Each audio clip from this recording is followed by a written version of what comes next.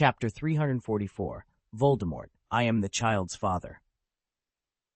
The moment Ryan's voice dropped, a golden clock shimmered into being on his chest. With a silent whoosh, it shot across the room and sank into the TV screen. The sound of crackling static gave way to the image of a tiny island, battered by storm-lashed waves. The camera zoomed in swiftly, cutting through the tempest until at last it revealed the looming walls of Azkaban prison. Inside those forbidding battlements, a circle of Death Eaters knelt before a roaring bonfire. Over the flames, rats, bats, and skewers of Horcrux hissed and sizzled.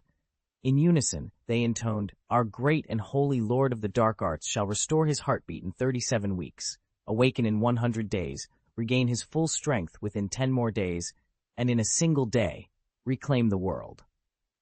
Kate bristled at their self-righteous chant. She shot Ryan an exasperated look and demanded, "Where's Voldemort right now?" Ryan tapped on the screen. "See the black smoke rising off the fire?" Kate watched as thick, inky wisps curled upward, slowly coalescing like a living shadow. The darkness swirled, tracing the outline of a figure so faint it seemed more of a mirage than a man. "There," she breathed, pressing her palm to her thigh. "That's him." The figure by the fire was hazy, as though viewed through fogged glass. Yet those blood-red eyes and the featureless face, marked only by 2 narrow slits, left no doubt who it was. As the shadowy form drifted down to stand beside the bonfire, Rodolphus Lestrange, Bellatrix's husband, stepped back a few paces, and Bellatrix herself clung to him even tighter. Their behavior confirmed it. Lord Voldemort had returned. "Master, you've come at last! Bella has been waiting for your resurrection." Bellatrix's voice trembled with excitement. Her dark face was flushed, and tears of joy brimmed in her swollen eyes. "Bellatrix." Voldemort reached out, gently touching her head. She bowed, pressing her cheek against his thigh and purring like a great black cat. Rodolphus and the other Death Eaters watched with hushed reverence, pretending not to see or hear anything beyond their master and his favorite. "Love is merely an illusion," Voldemort declared, his crimson gaze sweeping the silent crowd. "Those, like Dumbledore, preach about love as if it were a tangible power, but my eyes penetrate every lie. I am the greatest wizard in human history, and the most accomplished legilimens the world has ever known. Seeing is believing, after all, and that is how true power is won. I have ripped open chests to witness hearts proclaiming love, shattered skulls to pry open minds, and sifted through countless petty thoughts. And what have I discovered? Only fear is real. Love is a disease, a weakness to be cast aside. Had I allowed sentiment to govern me, I would never have survived my own childhood." Voldemort paused, the faintest curl of amusement touching his lips. "And yet," he added, "I suppose it isn't entirely without merit." He extended a long, pale finger and traced it across Bellatrix's cheek. "Because of that very affection," he said softly, "I have a daughter, an extraordinary child with boundless potential, perhaps even my heir, though I require no successor." Bellatrix's grin was a dark echo of pride, her eyes alight with fanatic devotion. At his side, Rodolphus Lestrange, always restless in the face of importance, could no longer hold his tongue. The question of the child's lineage pressed on him like a curse. In a low voice, thick with reverence, he said, "Master, I have confirmed it. The girl bears the unmistakable jawline of the Lestrange blood. There is no doubt." Voldemort let out a soft, dismissive sound, as though amused by the taut tension in Rodolphus's words. The future of his bloodline, it seemed, was already taking shape. Voldemort snorted in contempt, and with an unseen force, he slammed Rodolphus to the floor. Bellatrix leaned against his leg, her breath hitching as she clung to him. Rabastan Lestrange, Rodolphus's younger brother, dropped his gaze even further. "You were nothing more than a supplier of raw materials," Voldemort hissed, voice low and dangerous. "Just like Crouch Jr. and your own foolish brother Rabastan, my power alone brought her into being. I am the true father of my dark daughter. You should count yourselves lucky that your inferior blood was granted a place in her creation." Bellatrix's face went pale as if struck by a sudden realization. She sank to her knees. "My master, forgive my presumption. Had I known she was truly your daughter, I would never have considered killing her to expedite your plan." Rodolphus's teeth ground together. Could it be possible that his child was still alive? He opened his mouth, but Voldemort cut him off with a cruel sneer. Do you think you could harm her, my daughter? If you actually succeeded, her power would recoil upon you, and you would die." He turned his piercing eyes on Bellatrix. "Consider yourself fortunate, Bellatrix, that your treachery ends here." Bellatrix trembled, still on her knees. Voldemort's gaze hardened as he added, "One more thing." She lifted her head, voice barely above a whisper. "Master, she's at Hogwarts now.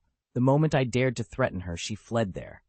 Voldemort's pale lips curled into a thin smile. "So she hides among the Muggleborns and half-bloods. Very well. Prepare yourselves. We have a long night ahead, and Hogwarts will tremble before my daughter's power."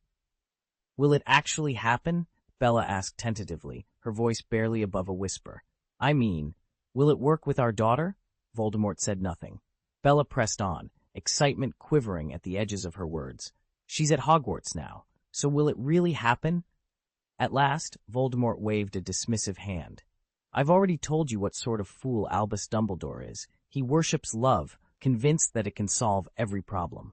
He will dote on my daughter, perhaps even more than he does on Harry Potter. He sensed her immense magical potential and plans to charm her with that same naive love, hoping it will keep her from following in my footsteps." A cold, harsh laugh escaped Voldemort's lips. Mulciber, along with his son, though he had no real stake in this conversation, and Travers joined in the mirthless chorus. "Is she truly safe there?" Travers sneered. "I hear that the traitor Severus Snape is still at Hogwarts, teaching potions. We all know how cunning and ruthless he is. He betrayed Lily Evans to serve the Order of the Phoenix. He's unmatched in his knowledge of deadly brews, more than capable of killing without leaving a trace. Your so-called daughter of darkness may be powerful, but she's still just a child. What if Snape slips a toxin into her morning draught and removes her as a threat before she ever reaches her full strength?" Rodolphus Lestrange shifted from foot to foot, anxiety etched into every line of his face. "My lord," he began, voice trembling, "you've made it clear you refuse any claim to fatherhood, but you also acknowledge that the child carries Lestrange blood. Doesn't that make her, in some sense, your daughter?" Voldemort regarded him coolly. "Lineage alone does not determine such bonds, Rodolphus," he said. Rodolphus swallowed hard. "Perhaps not, but consider the facts. She descends from Rabastan, my brother and a Lestrange by birth, the Crouch family, one of the Sacred 28, and from you, the last living heir of Salazar Slytherin. Tell me, how can she mean any less to you?" Bella Lestrange sprang to her feet, outrage blazing in her eyes. "How dare you question my husband's word?"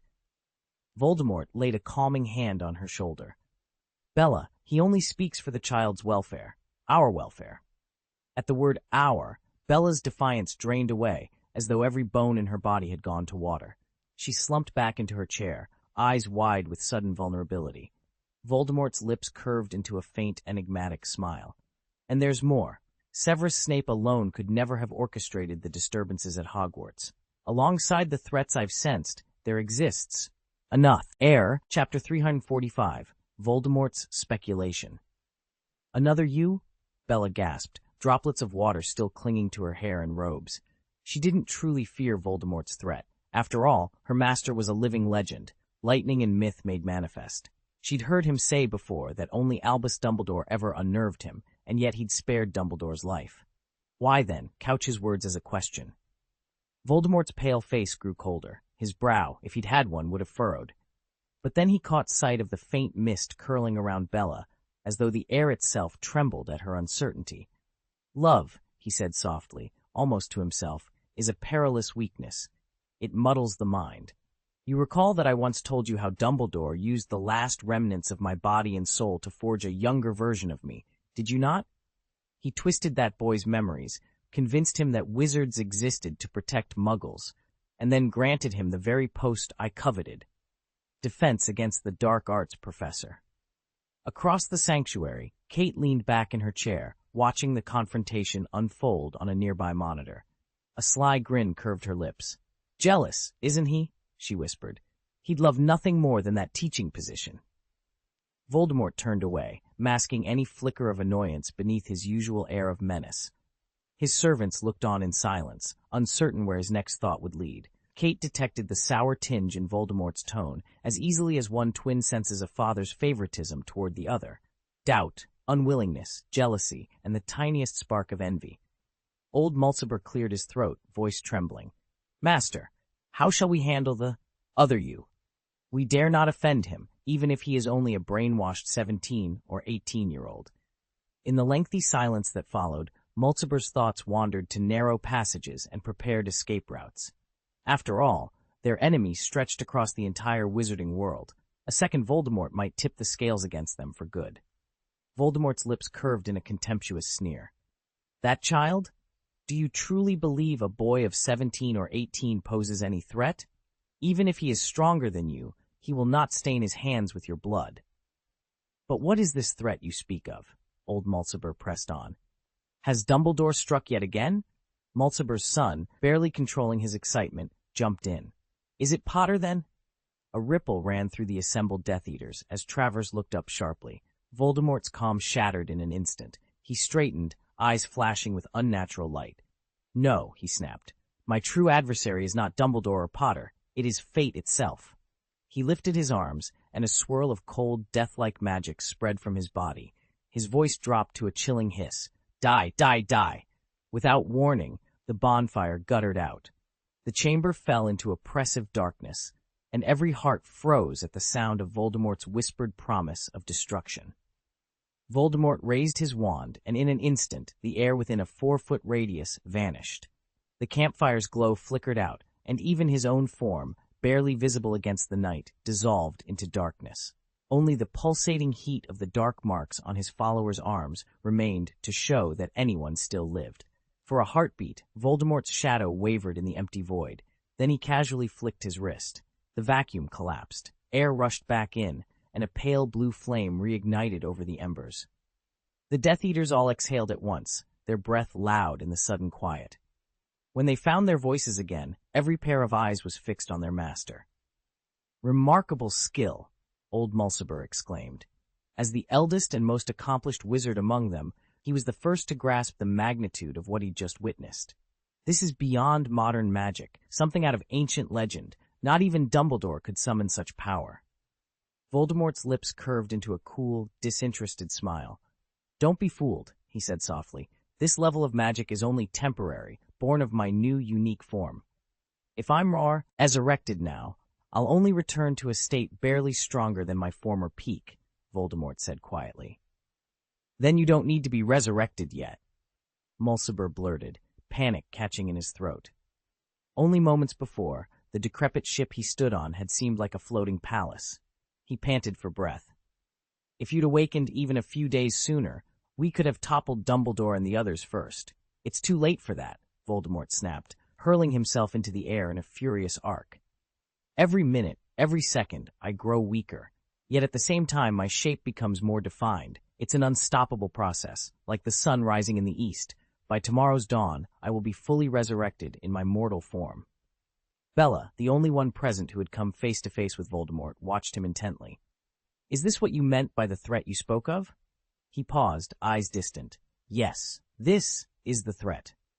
For the first time, fear flickered across Voldemort's blurred features, as if memories pressed upon him from every side. "It is my natural enemy," he whispered, "the one force that can end me in my present state." Chapter 12. The Dragon's Awakening. "I should have woken sooner," Voldemort muttered, pushing himself upright on the black silk cushions. His robe slipped off his shoulders in slow motion, as if woven from shadows themselves. One must never let oneself fall back into mere mortality when there's a chance to become something more. He closed his eyes, straining to recall the last stirrings of his mind. "A few days ago, I felt that entity feeding on creatures caught between life and death. It even crossed into Bayhigh. To hide my presence, I pulled my consciousness back into darkness, and so I slept until now." A tight silence settled over the gathering. Old Mulciber shifted in his seat, white-knuckled, already imagining the bounty he'd collect for slaying a Death Eater. Finally, he asked, voice trembling, "Is it in Hogwarts?" Voldemort opened his crimson eyes, shining with cold purpose. "Yes, its scent is woven through those ancient corridors." Bella frowned. "That thing? You mean a stray Dementor or another dark creature?" He shook his head. Not a creature in the usual sense. I've traced its name in the records of the Chamber of Secrets. They called it simply the dragon, not the beast your textbooks describe, but a primordial force older than the school itself. It was intended as Hogwarts' ultimate guardian. He paused, as if recalling a half-forgotten dream. In the age of the four founders, there must have been many wizards like me, wizards who had shed their mortal shells to become something akin to gods. These gods shaped Hogwarts, not merely to keep muggles at bay, but to contain and channel this colossal power. Old Mulciber swallowed. So it's not just another Horcrux or artifact. It's a living bulwark. Voldemort gave a grim nod. Precisely. And now that bulwark stirs once more. Its awakening threatens to unravel everything, and we don't yet know whether it will fight for us or against us. He let the words hang in the candlelit chamber, the flicker of flame casting serpentine shadows on the walls. Outside, the wind moaned through the ruined towers of Malfoy Manor, echoing the sense of ancient forces reawakening. The real test, Voldemort knew, was only just beginning. According to the Chamber of Secrets' own records, the dragon was born at the very founding of the school, an arcane, god-slaying weapon forged by the four giants during the gathering of the world's most powerful wizards. The moment it came into being, those original sorcerers vanished from the pages of history. Some sealed themselves in magical stasis, slipping into centuries-long slumbers. Others, like myself, abandoned their immortal forms entirely and chose to be reborn as mere mortals. That's why modern wizards have never encountered them, until now, when creatures in my same predicament began to fall prey to the dragon. I leaned forward. Then how did the dragon reawaken? Was Dumbledore involved? It only hunts gods, doesn't it? Old Mulciber wiped a bead of sweat from his forehead. I'm positive Dumbledore had nothing to do with it. The dragon only stirs to destroy true divinities. By sheer accident, my own resurrection granted me what the ancients call the divine body, yet my mind was still hazy, so I never registered on the dragon's radar. The other gods, however, who had sealed themselves away, sensed a kindred power and emerged once more, believing the threat had passed. They were gravely mistaken. Dragon sensed the resurgence of God and roused itself, beginning its relentless hunt. As my thoughts slowly cleared, I realized I'd arrived in Beihai, and from there, you know the rest. I managed to slip free of its predatory grasp by retreating into the chaos of my own mind, but in doing so, I forfeited my divine body. Author's note: I've just moved back to the office for work. Yesterday was a whirlwind of hauling my computer and hosting a dinner with friends. P.S. My heartfelt thanks to classmates 222-091-2332-7807, Binghai Qing Shuai, 2022-015-110-0332204, 2022-129-1852-3658, and Languam for their monthly support, and to everyone else for your recommendations and subscriptions. Chapter 817, Skywalker is Mine. Kate slammed her fist against the cold stone wall as she watched the flickering images on the enchanted screen inside Azkaban's inner cells. "What the hell is this?" she snapped. "That so-called dragon is obviously Peeves. He's just a poltergeist, not some divine being. Wizards don't even have a concept for this. He's basically carved out his own mini-kingdom of heaven." Across from her sat Walden Mulciber, pale and gaunt, though his eyes burned with quiet intensity. He drew in a slow breath. "Master, once you're resurrected tomorrow, where shall we strike first?" From the shadows, Lord Voldemort stirred. His crimson eyes flared as he leaned forward, voice low and cold. "Where, Mulciber? This entire prison stands on the site of my former body. Even if I lose this divine form after rebirth, here I am as invincible as Dumbledore was at Hogwarts. The white-robed wizards of the Order of the Phoenix, and those self-proclaimed incarnations of light, the so-called Dawn, will come sniffing around like jackals drawn to a kill. All we need to do is wait for them to tear each other apart." Mulciber hesitated, then ventured. "Should we enlist giants, vampires, werewolves, and other dark creatures as cannon fodder?" A thin, cruel smile curved Voldemort's lips. "Cannon fodder? No. Such beasts are too unruly, too eager to carve out their own power. Let our enemies bleed themselves first. When they're weakened, we'll sweep in and claim the spoils." Meanwhile, beyond these grim halls, the other 6 Death Eaters were already executing the Master's orders. extinguishing rival wizarding factions across Europe, spare only for the vigilant defense of Albus Dumbledore. By the time Voldemort walked the earth again, his forces would be poised to strike where the Phoenix's flame burned lowest. What I mean is this: we, your servants destined to rule the future world, are asking for everything. Wouldn't it be beneath you to do it all yourself? Voldemort's eyes narrowed, a fierce red light bursting from their slitted depths. Are you afraid? I descended from heaven in human form, and through the dark mark on my arm, you share in my power. You tremble at such an honor? A strangled cry escaped Mulciber as he collapsed to the floor. Black flames of dark magic licked at the marking on his arm. The once vivid red tattoo, a skeletal figure vomiting a writhing snake, had turned jet black. Yet the inferno did nothing more than torment him. His skin remained unburned, and even his tattered robes were untouched. "Master," he gasped, stifling his agony, "I merely fear that I won't live up to your expectations. The Order of the Phoenix are cunning adversaries, and the Aurors aren't easy to outwit. Between me, my son, Crouch Jr., Travers, and Rodolphus, we number only 7. A fresh surge of black fire crackled along his flesh. Mulciber's voice trembled as he managed a weak smile. But isn't 7 the most magical number of all? Chapter 7. Ryan and Kate were sprawled on the living room floor, the laptop perched on the coffee table before them. On screen, a grainy recording of Voldemort played. His voice crackled through the speakers. "I said that my power lies in the dark mark, and all you have to do is..." Then the video cut off abruptly. Kate puffed out her cheeks in frustration. "What? That's it? I still want to see how Voldemort recruits and empowers his followers." "Too many spoilers would spoil the fun," Ryan teased, reaching over to tussle her hair. "Besides, the best parts are yet to come. Maybe." Kate nudged him in the stomach. "Maybe? You're hiding something. I just know it." With a sly grin, Ryan whispered, "It's a secret." 2 days later, Harry still felt off-kilter. Ever since he'd completed his concerto, Glory of the Warrior, he'd been plagued by the strangest dreams, a barrage of rainbow-colored flatulence that seemed to target his strength and physique. The bizarre sounds didn't feel confined to the present. They echoed through his past and future, warping the very edges of time. Oddly enough, Ron didn't seem obsessed with him anymore. During the individual trials, Harry had caught Ron stealing admiring glances at his sculpted muscles. Now that the competition was over, any opportunity for closeness felt awkward. Harry found himself instinctively keeping Ron at arm's length, uncertain how to bridge the gap between them. As these uneasy thoughts churned in his mind, Harry realized that whatever was happening to him, be it magic, nightmares, or something far stranger, was only just beginning. Harry woke with a jolt, his pillow drenched in sweat, and the echo of Ron's mortifying voice still ringing in his ears. In his dream, Ron had been, unusually enthusiastic about Harry's abs. And now, wide awake, every time someone came too close, Harry heard a new, equally embarrassing whisper in his mind. Passing Ginny in the corridor, he'd caught her voice so clearly that he could almost feel her breath. "I licked these abs.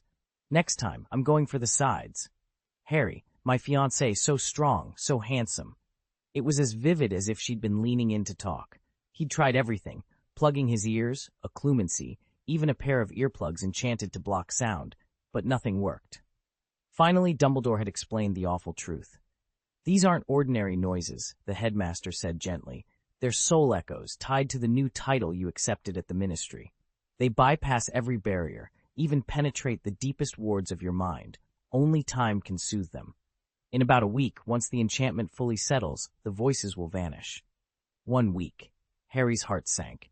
Voldemort's resurrection was imminent, possibly even sooner than a week. He didn't dare imagine facing the Dark Lord with a constant, humiliating soundtrack in his head, Voldemort eyeing him and blurting, "By Merlin, he's well built." The very thought made Harry's robes feel 2 sizes too small. All he could do was count down the days, hoping the voices would fade before the real battle began. June 27, 1994, 12 p.m., Hogwarts Auditorium. Harry sat at one of the long wooden tables, absently chewing a fried egg, while Neville paced back and forth in front of him. Finally, Neville stopped and waved a hand as if swatting away an invisible fly. "Nothing," he said with a shrug. Harry forced the egg down. He couldn't let Neville see how rattled he really felt. Every time he glanced over at his friend, he heard that insistent, mocking voice in his head. Look at Harry's muscles, practically the same as mine. It was bad enough to hear it once. It was maddening to have it repeat on a loop. He was beyond jealous of Victor Krum and the others. Krum had chosen Dakuwaga as his transformative discipline, and every whisper in the hallways praised the sheer finesse of his shifts. Harry's own metamorphic talent, by contrast, was lauded only for piling on muscle and brute strength, hardly the romantic kind of transformation. And whenever anything touched on the body, it invariably slipped into the obscene. 7 days. Harry was sure a week more, and his soul would have turned neon yellow with all the lewd compliments swimming around in his head. Fleur Delacour's hybrid Vila form suffered the same fate, flattering, and definitely borderline indecent admiration. At least she had Ryan to help filter the worst of it. His presence seemed to mute the cruder remarks, sparing her from the mental barrage Harry endured. "Ryan," Harry blurted out, suddenly scrambling to his feet. "Have you seen Ryan anywhere?" Neville glanced over, eyebrow raised. "Why do you look so panicked? If you want to find him, just ask Luna, Hermione, or Fleur. Or better yet, say his name out loud. He'll probably show up if you've got a good reason." Harry inhaled, aware of how frantic he must sound. Before he could reply, a dry cough echoed through the otherwise empty auditorium. Both boys turned toward the sound. Behind a row of chairs stood Ryan, hands casually tucked into his robes, lips quirking up in amusement. "Neville's right," Ryan said with a shrug.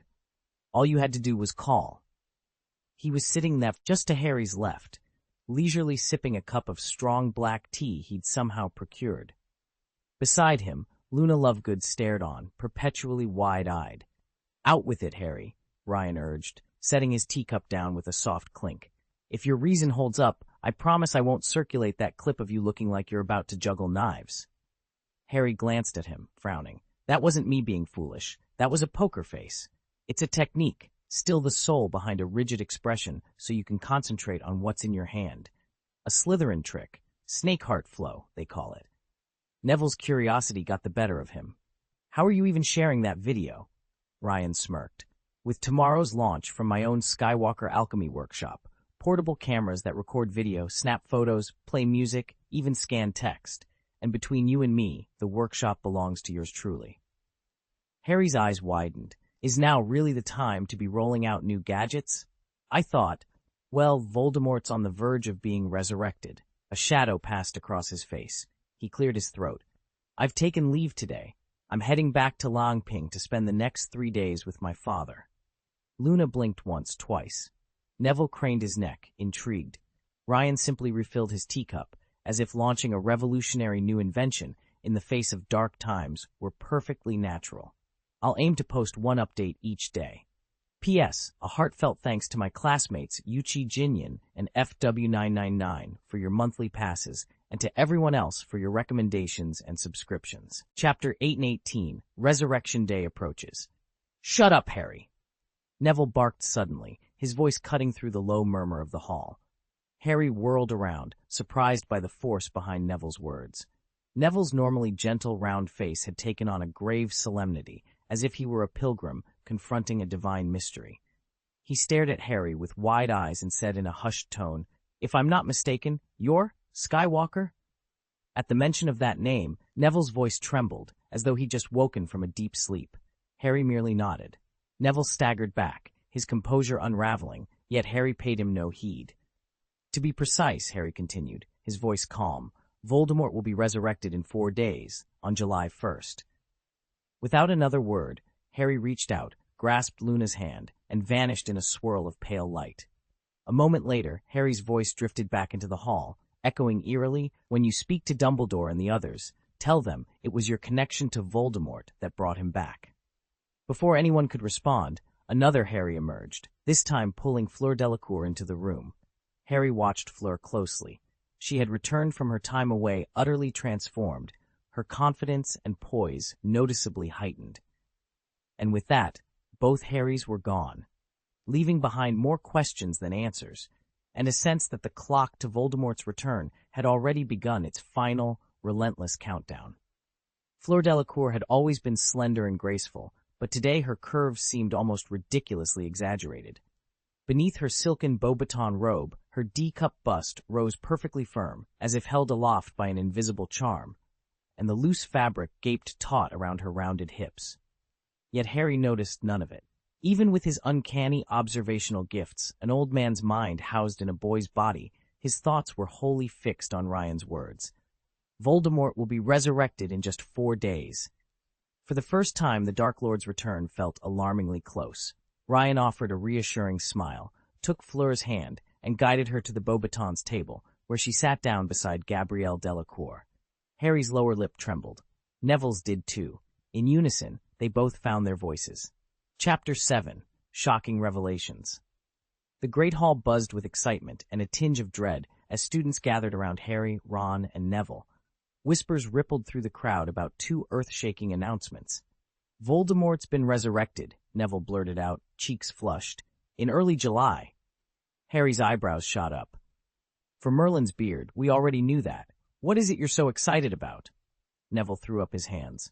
"I just found out that Ryan is a Skywalker." Harry stopped dead in his tracks. Holding Ron's arm, he drew him aside. "Come on, Ron. Voldemort's back from the grave. Hardly news.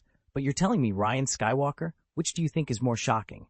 Ron gaped, his breath catching. He clasped his hands to his chest, oblivious to the beautiful Lotus standing beside him. All his attention was fixed on Neville. "Ryan, a Skywalker? What's wrong with you?" Harry's voice cracked with exasperation. Without another word, he turned and stormed out of the great hall, his robes swirling behind him. Left in the suddenly hushed hall, Ron shifted uneasily. He stole a cautious look at Neville, whose mouth was set in a worried line. Finally, Ron broke the silence. "Do you think if I asked Ryan for his autograph, he'd—" "Absolutely," Neville said, nodding briskly. "But wait, watch him first." "I've got to dash to the dorm and grab my copy of Doraemon, Adventures in the Demon World. Oh, and my new quill. Don't forget, it's the latest issue," Ron called after him as Neville ducked through the doors. Across the room, a familiar blue and silver robe materialized. Albus Dumbledore, drawn by the flutter of gossip, paused at the threshold. His clear eyes narrowed as he murmured to himself, "Early July? July 1st? His normally serene face flickered with concern as he stepped forward, lost in thought. "HT." Harry almost turned toward the 6th-floor stairs, planning to find Ginny and pour out everything. Only Neville's firm footsteps on the landing stopped him. What could he say to Neville? Confiding in someone who could read his emotions felt like standing naked under a microscope. On impulse, he abandoned the idea of the girls' dormitory and headed instead for the 8th floor. The stone gargoyle guarding Professor Dumbledore's office recognized him at once and swung aside. Harry stepped in and relayed Ryan's eyewitness account, giving the exact date of Voldemort's resurrection. Dumbledore adjusted his half-moon spectacles and frowned. "That's much earlier than I'd calculated," he said quietly. "If Voldemort returned on that date, we may not have the luxury of waiting until you and the prophecy are one." The headmaster hesitated, lifting his wand as though to perform whatever ritual must follow. Harry's mouth went dry. He should have answered, but instead a jolt of confusion stopped him cold. In that instant, a fragment of a long-buried memory flared, Dumbledore muttering to himself, "If only Gilderoy had muscles like that, I—" The rest of the remark vanished into a sharp, unwelcome ache. Panic flared, and Harry willed himself to disbelieve what he thought he'd heard, pushing the memory aside. He swallowed hard, bracing himself for whatever came next. Harry realized he could will himself not to hear the whispering voices. "Did you just hear them again?" Dumbledore asked, brow furrowing in confusion before a faint blush crept into his cheeks. "Harry." Harry hesitated, suddenly aware of how absurd his thoughts sounded. He was only relieved that the residual magic of Warrior's Glory assaulted the ears, not the eyes. Gathering himself, Dumbledore continued in a calm, measured tone, "My strategy is simple. Only Tom, Grindelwald, and I will confront Voldemort and his Death Eaters directly. You'll oversee support operations, while Hagrid stands guard over the castle. The rest of the Order of the Phoenix, together with Aurors dispatched from the Ministry and allied wizards from abroad, will encircle the island. Their combined enchantments will form an impenetrable barrier around Hogwarts." Harry bristled. "Support operations? And the students?" Plenty of them would rather stand and fight than be cooped up in the castle, waiting for the final battle to come to them. Dumbledore gave a gentle shake of his head. Cooped up, there's nothing idle about our protection detail. Each student will have a role suited to their talents. Believe me, they won't be sitting on their hands. A tense silence followed as Harry weighed Dumbledore's words. Outside, the wind picked up, rattling the castle windows like distant drums of war. Both wizard and headmaster understood that soon there would be no more waiting, only the coming storm. They can cast war magic continuously at Hogwarts. That's exactly what we're up against in this competition, and there are only 4 of us who can receive the blessing. You, me, Tom, and Grindelwald. Harry braced himself. What's my mission? He didn't press to join the fighting. He'd already learned from Dumbledore and from Ryan's intel that only Riddle could stand a real chance against Voldemort. Dumbledore's eyes gleamed. The mirror world. He paused, as if weighing his words. Admittedly, I knew nothing of it at first, but after seeing you use it, and thanks to the details you shared, I've pieced together a working theory. When beings from our world enter, it awakens the darker aspects of their nature.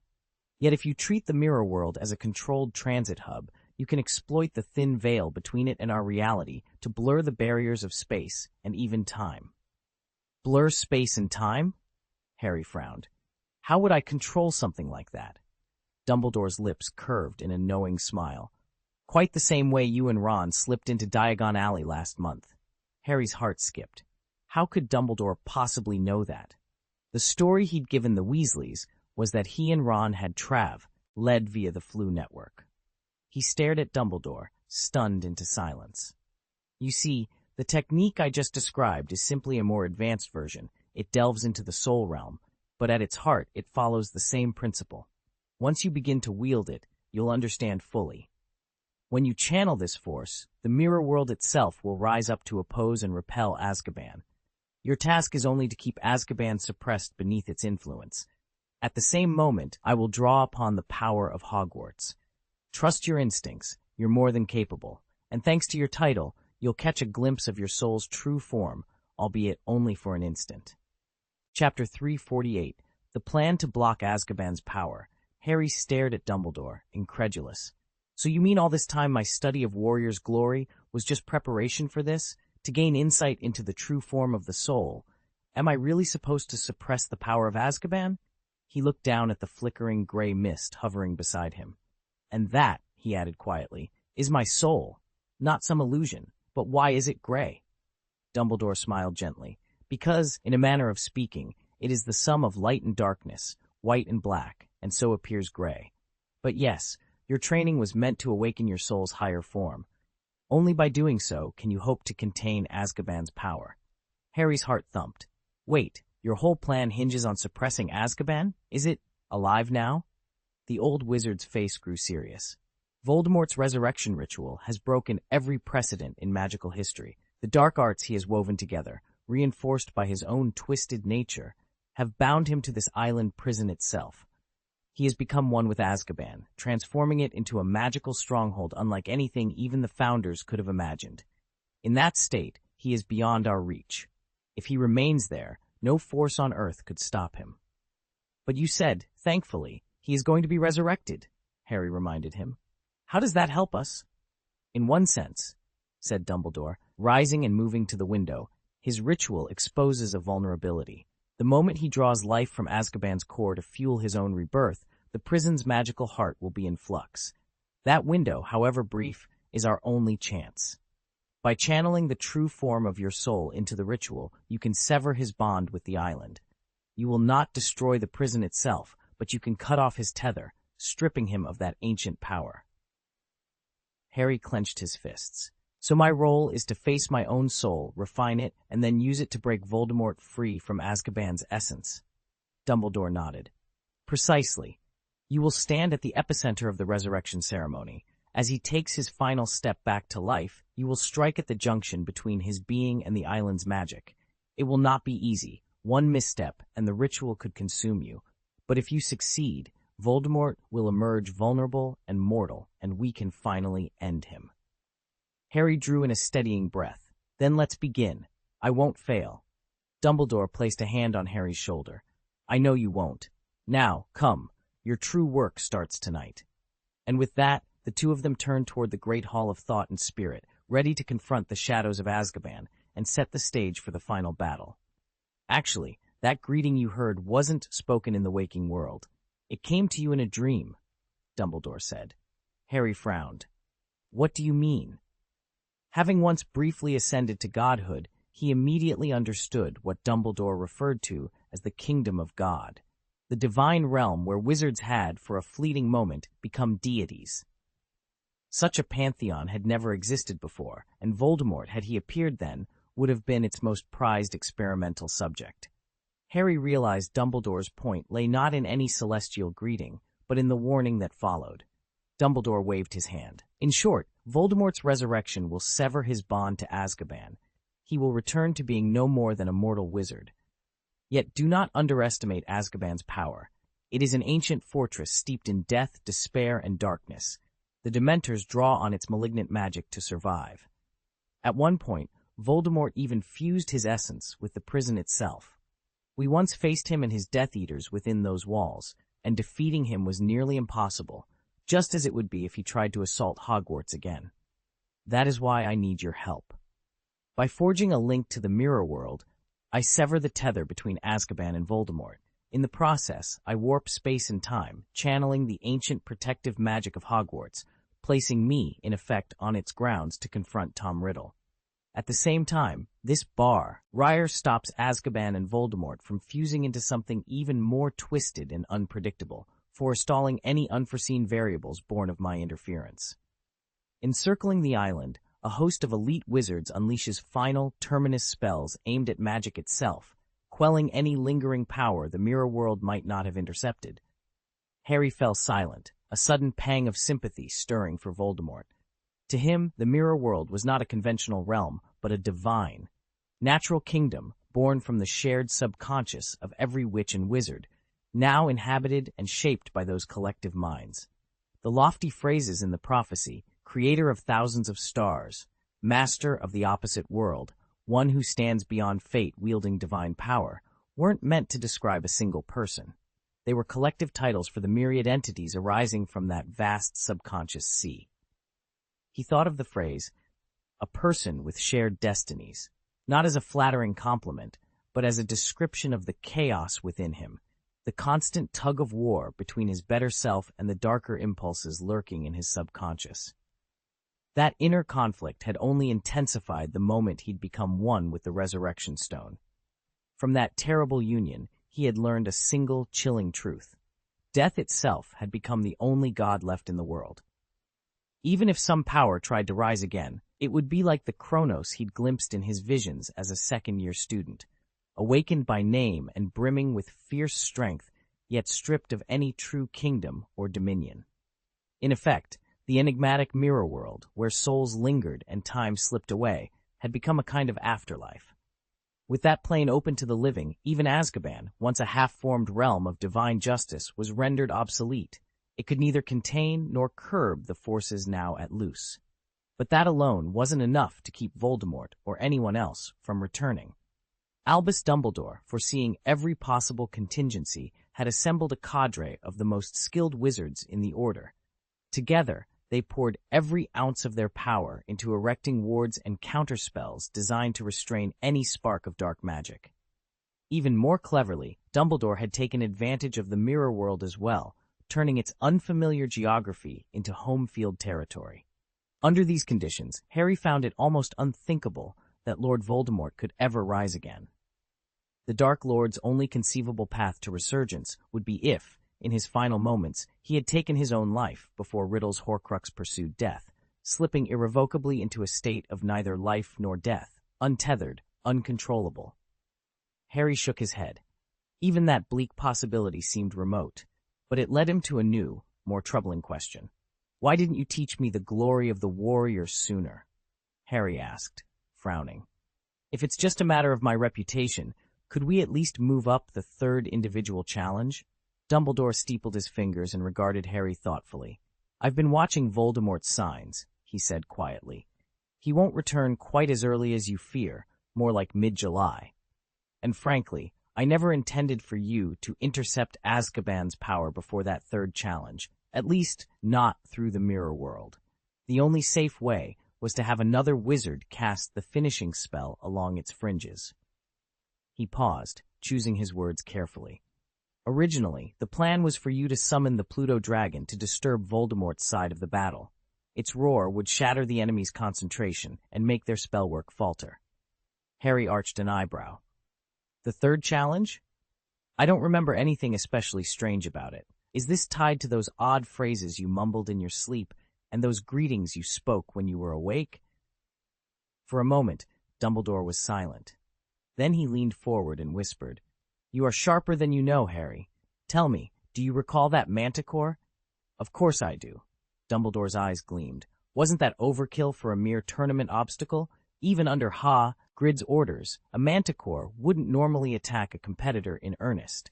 And yet, the moment you emerged from that tunnel, you ran headlong into one of the most dangerous creatures in the Forbidden Forest. He let the words hang between them. The weight of his plan made suddenly clear. One-on-one. Under ordinary conditions, no wizard can hope to withstand a creature 5 levels above his own, unless he has a constitution as exceptional as yours. Harry's brow furrowed. What are you suggesting, Professor? Dumbledore's eyes were steady. That creature didn't originate at the tunnel's entrance. It was lying in wait, in a forgotten corner of the maze, ready to pounce on some unlucky soul. Then, by some unknown force, it was drawn straight to you. Harry's voice dropped. You mean Voldemort sent it? But that thing is almost immune to magic. Not even the killing curse will fell it unless one commands astonishing reserves of power. Dumbledore inclined his head. At first I thought the same, that the fractured remnants of Voldemort's consciousness had somehow awakened, merged with the magical field, and gained the ability to shape space itself. I even devised a countermeasure. But once I examined your experiences more closely, I realized it wasn't an external attack at all, but a mere thought form, a projection born in Voldemort's chaotic mind, transmitted to you through your psychic link. Harry let out a long breath, relief softening his shoulders. Dumbledore never called it the Kingdom of God, preferring the more guarded term, the magical field. But Harry understood perfectly what lay behind the choice of words. During the age when wizards were worshipped as gods, only the mightiest wielded true power, embodying what was spoken of as the invincible divine realm. After exchanging farewells with Professor Dumbledore, Harry made his way back to the Gryffindor common room, expecting to find Neville there, bracing himself for whatever apology Neville might offer. 10 minutes later, Ginny caught up with him in the corridor.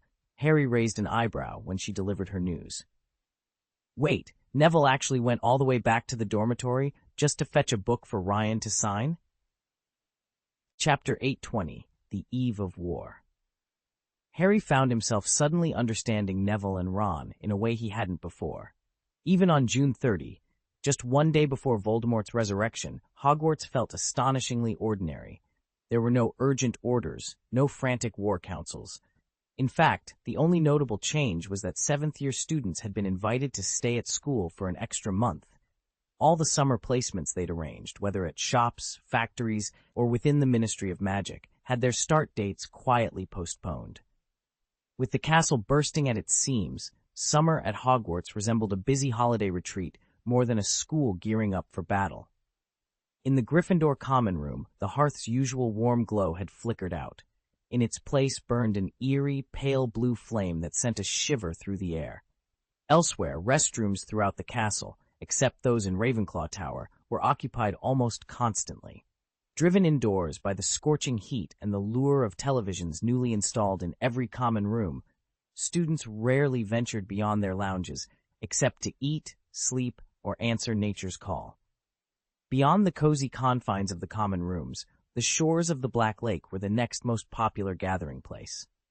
Students from the other 3 wizarding schools, drawn by rumors of perfect swimming spots, mingled with Hogwarts pupils eager to cool off. Snorkels and scuba sets sold out so quickly that vendors struggled to restock. All around, the castle's calm felt unsettling, like the quiet before a storm. With war looming on the horizon, Hogwarts' summer buzz seemed almost like an illusion, a brief, deceptive lull before the world tilted once more into chaos. Skywalker's alchemy and the Creevy brothers had made a small fortune this term, and Fred, George, and even Ron could hardly keep their excitement in check. None of today's events, however, had anything to do with the war. The real headline was that, for the first time in its history, Hogwarts was throwing open its doors to the public. Parents and friends of the students could wander the grounds, peek into classrooms, and dine in the Great Hall, but no student would be allowed to leave early. In July, the Ministry of Magic and the 4 leading wizarding schools of Britain, France, Germany, and Brazil would co-host a landmark conference on family education, and Hogwarts needed to provide a showplace worthy of the occasion. With that in mind, a few sweeping improvements had been quietly completed. For starters, a television set, a rare Muggle import, now stood in the castle auditorium, tuned to live feeds from Diagon Alley and the Daily Prophet's special coverage. In the common rooms, the new Cool Fire enchantment had proven so welcome that it was fast being rolled out castle-wide. Unlike a mere heatless flame, this white magic fire actually diffused through the air, lowering temperatures in every corridor and chamber it touched. Strolling the halls, one could almost believe spring had returned. Thin jackets and open collars were the order of the day, and the castle felt crisp and light. Parents and students alike pulled out cameras to capture the spectacle. The ancient turrets and battlements, softly illuminated by the pale white flames, gleamed against the morning sky. Whispers of wonder echoed along the cloisters, and even the portraits seemed to lean forward, curious about the crowds below. Today, more than ever, Hogwarts felt alive, and ready to show the wizarding world just how magical it could be. Chapter X, Stirring Shadows in the Forbidden Forest. The Forbidden Forest has never been busier. Over the past week, a steady stream of parents, alumni hungry for one last taste of Hogwarts adventure, have slipped past the enchanted fence, only to be unceremoniously expelled by an unseen magical force. A fearless few return undaunted, equipped with pouches and glass vials, determined to harvest rare ingredients, creature hair for potions, spider venom, even unicorn tears, to relive the youthful exploits they missed in their own school days. Whispers say as craze began when Yuan Yuan confessed her lifelong regret at never exploring the forest. Now her longing has sparked a full-scale nostalgic expedition. Inside the castle, wizarding shops report a boom in enchanted snorkel sales. Black Lake, too, has become a new frontier for senior students eager to chart its murky depths and uncover unknown creatures. Even the headmaster's office has fallen victim to sneak attacks. Ambitious interlopers slip through under invisibility cloaks, only to have their names broadcast on the notice boards by the enchanted portraits. They emerge moments later, deposited, benignly but firmly, on the first-floor landing, their pride bruised, but their robes unscathed. Perhaps most surprising is the house's involvement. Gryffindor students, typically the boldest at mischief, are almost nowhere to be seen. Instead, the Ravenclaw common room hums with activity. Clusters of blue and silver-clad scholars plan each foray in hushed tones, regaling one another with tales of their family's ancient wizarding lineages. Slytherins slink through the corridors with raised chins and knowing smirks, convinced of their own superiority. And in the corners, a handful of hard-working Hufflepuffs stand quietly by, steady and loyal, yet at a loss for words amid this surge of daring escapades. Magic is stirring deep in Hogwarts' shadowed recesses. Whether this wave of forest forays heralds a new discovery or awakens something long dormant, only time will tell. For now, the castle breathes with restless excitement, its ancient trees whispering promises of secrets yet to be revealed. The moment the grown-ups arrived at Hogwarts, they might as well have been first years. They cheered and stamped and hollered Gryffindor the instant the Sorting Hat touched a new head, far louder even than the actual students. The real Gryffindors, the daring little lions notorious for breaking rules on a whim, could only blush and duck their heads in embarrassment. They'd never been hardened by life and saw such behavior as the very essence of bravery. But these visitors took it to a different level altogether, and the housemates couldn't understand their enthusiasm. Why was this champion of theirs so eager for a fight? Hardly the quiet courage of Gryffindor, they grumbled among themselves. All the same, Hogwarts had never felt more alive. A contagious excitement pulsed through the corridors and classrooms, weaving between portraits and towers, wrapping every corner in celebration. Harry Potter, however, felt utterly out of step. He'd retreated to the library, hoping that burying his head in books might calm him, only to end up flipping the same page over and over. Frustrated, he shoved the hefty volume on his right onto the table. It slid off, landing with a loud thud on the cold stone floor. A surprised gasp echoed from behind him. "I'm so sorry," a girl called, her voice half frightened, half exasperated. Harry looked up.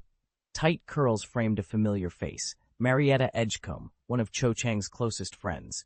Marietta's mother was a ministry official, though she and the other ministry parents hadn't come to Hogwarts this afternoon. Harry's pulse quickened. If Marietta knew anything about her mother's work, he managed a small, polite smile. "It's all right," he assured her. Marietta's eyes sharpened as she met his gaze.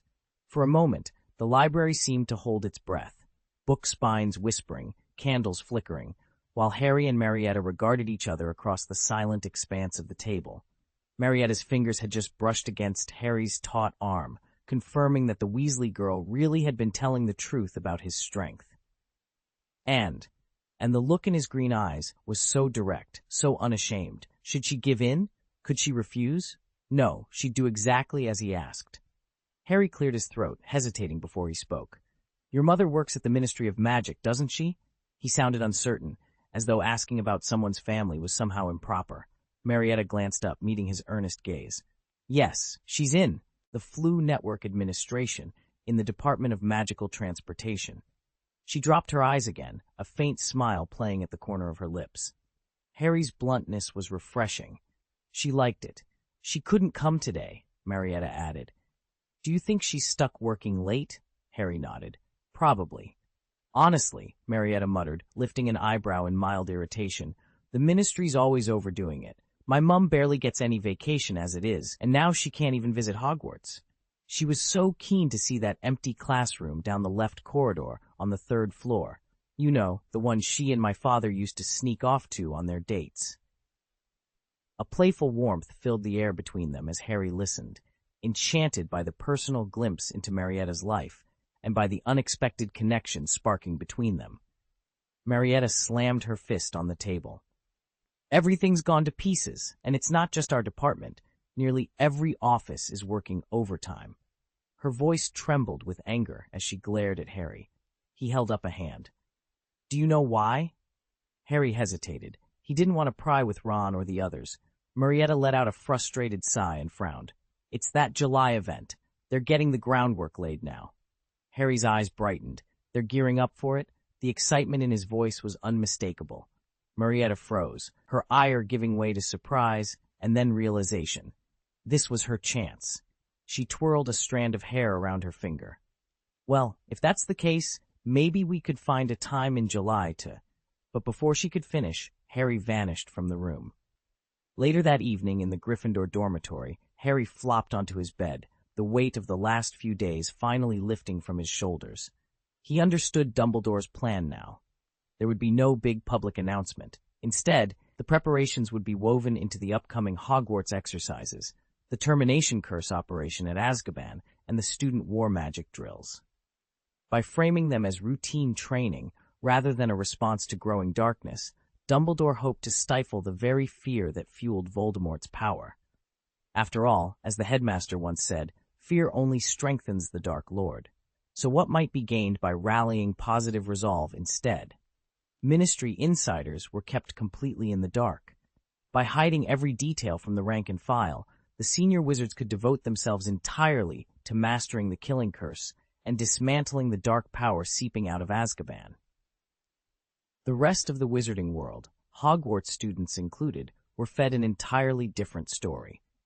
Instead of alarming rumors of prison breaks or rising dark forces, they were treated to the announcement of a grand, public Magic Games extravaganza, a spectacle of spells, contests, and fireworks designed to lift spirits and unite the community in celebration. In the eyes of the planners, this festival was more than mere distraction. It was their secret weapon against Voldemort's return. By flooding the air with laughter and excitement, they hoped to stamp out the fear that fuels dark magic. Joy, they argued, is the purest source of power for any witch or wizard. A happy mind channels brighter spells, while dread only strengthens the shadows. And perhaps, just perhaps, their collective revelry would even blunt whatever malignant influence still radiated from Azkaban's chain-clad walls. That afternoon in the Great Hall, the last of the enchanted banners unfurled, and the chamber filled with cheers. Ryan Weasley, dressed in flaming red robes, stamped his feet until the applause rose to a roar. Harry watched him, and at last everything clicked into place. This was exactly the same gambit the original timeline's order had used, back when everybody already knew Voldemort was back and Dumbledore still lived to fight him. The Weasley twins had pulled off the very same stunt decades ago. High above the stage, a colossal poster proclaimed in bold gold letters, "Why worry about you-know-who? You should be fearing Constipation Ren, the epidemic of Muggle misery, a dose of pure adrenaline for anyone brave enough to stand against the Dark Lord. Magic springs from the mind. A blocked mind cannot wield the white magic that cuts through darkness." Laughter and cheers erupted at the absurdity. But in Harry's heart, he knew the truth behind the joke. This wasn't merely a diversion. It was the strongest spell they had against despair, and if it worked, a cure for the creeping shadow that threatened them all. "It looks like I haven't yet received the full chapter text. Could you please paste the entire chapter you'd like me to rewrite? Once I have the complete passage, I'll turn it into a smooth, idiomatic English version for you." Chapter 350, Mobilization, Part 1. The image flickered on Ryan's TV. Azkaban Island, bathed in spectral light.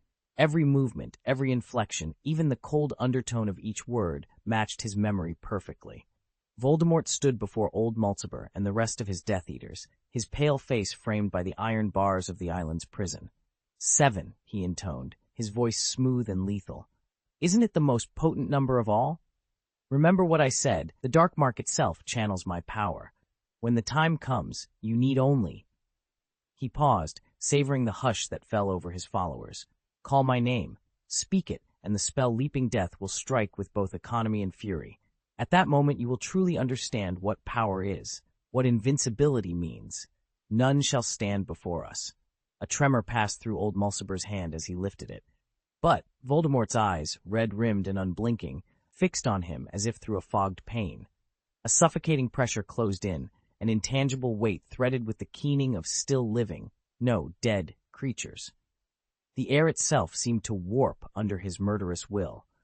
Had it not been for his compulsive insistence on serving under 7 lieutenants, Mulciber would have collapsed on the spot, his body and mind crushed.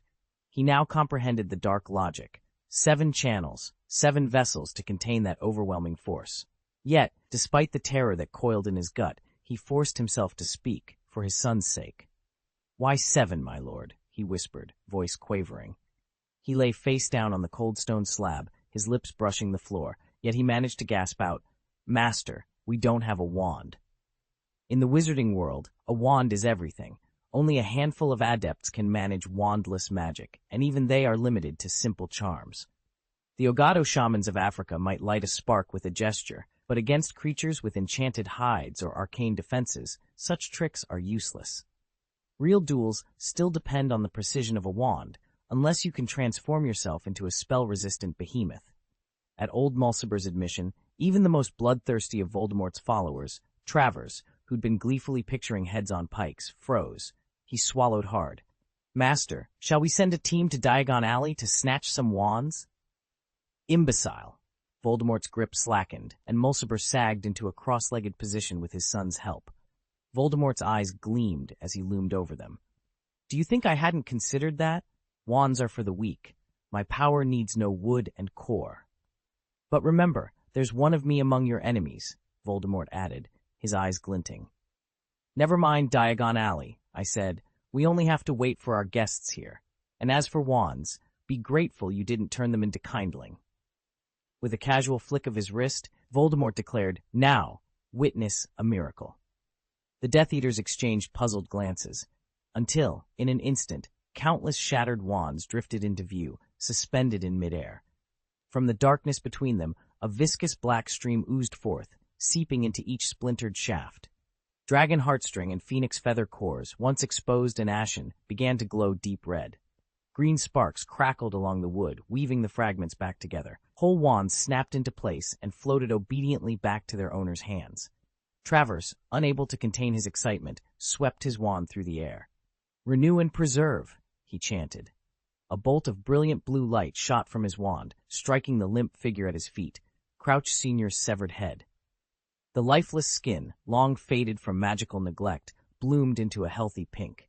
Travers allowed himself a tight smile as he surveyed the restored wand and reanimated head before him. A tense hush fell over the chamber as Crouch Jr. knelt before Lord Voldemort, cradling his father's severed head on a silver platter. The frozen expression of terror in those lifeless eyes seemed to tremble in the torchlight, as though it might gasp for breath at any moment. "Thank you, Master," Crouch Jr. said, his voice trembling with both relief and pride. He raised the trophy higher. "I killed him for you." Voldemort lounged back against his stone throne, yawning as though utterly unbothered by such a grisly display. He snapped his fingers, and the head floated up to hover before him. "Ah, yes, Bartemius Crouch Sr." His pale eyes gleamed. "Now that I possess this wand, I shall weave voodoo charms around it. It will become a fearsome instrument of black magic." Crouch Jr.'s shoulders relaxed. He offered a deep, reverent bow. "I am honored, my lord," he murmured, then turned and departed, his head high, swallowed by the shadows beyond the doorway. Bellatrix Lestrange sprang to her feet, wand poised, hope shining in her eyes. "My lord, what of me? My sister Andromeda still lives, and Narcissa as well. Their husbands betrayed us. Justice must be done." Voldemort rose slowly, drifting toward her like a dark wind. He regarded Bellatrix with mocking patience. "You will have your chance, Bella. But first, understand this. For too long, some of our oldest pure-blood lines have become mired in weakness." He swept an elegant hand through the air. "We must prune this family tree, cut away every branch that threatens its health." Bellatrix held her breath, heart racing, ready to carry out whatever grim command her master would give. "Tell me what to do, Master." Voldemort's thin smile spread. "We begin with those nearest to you, in your family, and then across the wizarding world. We must root out every rotten sore that threatens our purity until only true-blood wizards remain." "Yes, Master," Bellatrix whispered, her wand emitting pale sparks in sync with his excitement. Rodolphus Black paid her no mind. With a casual flick of his own wand, he transformed the live cockroaches wriggling on his plate into sizzling strips of roast meat. He bit into them and, between chews, asked, "What else, then?" Voldemort waved a hand dismissively. "If you've no further tasks tonight, rest. We launch our assault at dawn. Recover your strength, and change into proper robes. Now that you each wield your own wands, I don't want you turning up at Hogwarts in tatters once we claim victory." Bellatrix's eyes gleamed. Stretching languorously, she allowed her robe to slip, revealing the curve of her shoulder, and cast a furtive glance at the others, urging them to depart. Travers and the rest began to file out until Voldemort's voice cut through the hush. "Hold on," he said. "Not so fast." The Death Eaters froze, hearts thudding. Voldemort's pale lips curved in a faint smile. "I'm not quite done with you tonight." Bellatrix's triumphant expression faltered. The atmosphere tensed, charged with his dark intent. Meanwhile, in the Great Hall of Hogwarts, the Great Hall glowed with flickers of cold white flame, the eerie light dancing across the long tables and benches. The room was more crowded than ever. 5 extra-long tables now stretched the length of the hall. 2 of them were newly added, occupied by the parents of the visiting students. Up at the staff table, Lily sat quietly, while Penny fidgeted nervously beside Mrs. Weasley. When the last of the feast's chatter died down, Professor Dumbledore rose from his seat. The hall fell silent. "Have you all eaten and drunk your fill?" he asked, his eyes twinkling behind half-moon spectacles. "Those of you who followed the announcements already know that we have something very special planned for July. Tomorrow, July 1st, we will begin the official warm-up for our event. Here's how it will work. You will be divided by house, and each group will cast defensive, indeed war magic upon 4 volunteers. Representatives from education bureaus around the globe will be in attendance to measure and compare each volunteer's magical energy. The results will determine how we allocate educational resources in our new international alliance." Our Hogwarts professors will be on hand to guide you through the group spells. You'll be working together many times over the course of the day. And now, I'd like to reduce our 4 brave volunteers. First, your headmaster, me. Second, Professor Benjamin Barker, whom some of you may know by his true name, Gellert Grindelwald. Third, Professor Tom Marvolo Riddle. And finally, Harry Potter. A murmur of excitement and astonishment rippled through the hall. Tomorrow's trials promised to be like nothing Hogwarts had ever seen. Once the initial blessing is complete, we'll head straight to the Ministry of Magic to sit for the exam. Chapter 2, Mobilization. The Great Hall thrummed with excitement. Clusters of professors and ministry officials leaned in to debate the newly formed alliance, the division of magical resources, and a dozen other spirited topics. Meanwhile, students beamed with pride at having played a part in these momentous discussions. At last, Albus Dumbledore rose from his seat at the high table. "If any of you wish to spend the night here, you're welcome to do so," he announced.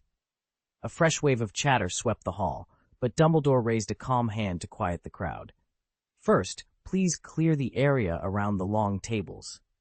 He gave his wand a casual flourish. With barely a whisper of magic, the heavy oaken tables lifted themselves and glided to the edges of the chamber, stacking neatly against the walls. A second wave of his wand stroke sent hundreds of purple sleeping bags cascading onto the floor, each one unfurled and ready. "You must be up by 6 o'clock tomorrow," Dumbledore instructed. "After breakfast, you'll take part in group spellwork under your teacher's supervision. Continue until you are told to stop. Mr. Potter and I will be heading to the Ministry of Magic first thing in the morning. As for the final test, regrettably, it will not be broadcast live." The hall erupted once more, half in groans at the early wake-up call, and half in eager whispers about the upcoming challenge. All around him, heads nodded, many students already making plans to camp out beneath the enchanted ceiling, ready to face whatever trials awaited them at dawn. After a heated discussion with their parents over sleeping arrangements, nearly all the students reluctantly agreed to return to their dormitories for the night. But Harry and his friends ended up in a rather different situation. Mrs. Weasley had granted Harry and Ginny permission to share the same tent, so long as they slept in separate sleeping bags. Ron, Neville, and Draco weren't so lucky. Lavender Brown's mother had arrived at Hogwarts and insisted on sharing a tent with her daughter, while Hannah Abbott's mother followed suit. Neville's grandmother, however, proved more discreet and entrusted her grandson to make his own way. Draco's parents weren't present, but Pansy Parkinson's father was, and his strictness left Pansy no choice but to slink back to the Slytherin dormitory in embarrassment. The same fate befell Ryan, who also lacked permission to stay out overnight. That left Harry, Ginny, Ron, Neville, Draco, and Ryan to haul their sleeping bags to a quiet corner of the grounds. Under a canopy of stars, they set up their makeshift campsite, wary of any wandering professors or inquisitive parents. Meanwhile, Fleur Delacour intended to retreat to the Beauxbatons carriage with her cousin Gabrielle, joined by Kate's mother, Mrs. Patterson. Short, dark-haired, and blue-eyed, Mrs. Patterson was a sturdier, more formidable version of her daughter, Kate's delicate features having clearly come from her father. In demeanor, however, mother and daughter were cut from the same stern cloth. Penelope slipped an arm around Kate's shoulders and steered her toward one of the long benches. "You're coming with me," she said softly. "Get some rest tonight." By now, only Luna and Hermione remained in the Great Hall. Luna's father hadn't returned to Hogwarts. He feared that setting foot on the grounds would dredge up memories he'd rather leave buried. Hermione's parents, both Muggles, had never been fighters and so hadn't been called to stand guard. And Penelope, as president of the student union, had received separate instructions from Dumbledore. In the end, Ryan, who'd secretly hoped to camp out here himself, had no choice but to haul Luna and Hermione to a corner by the fireplace.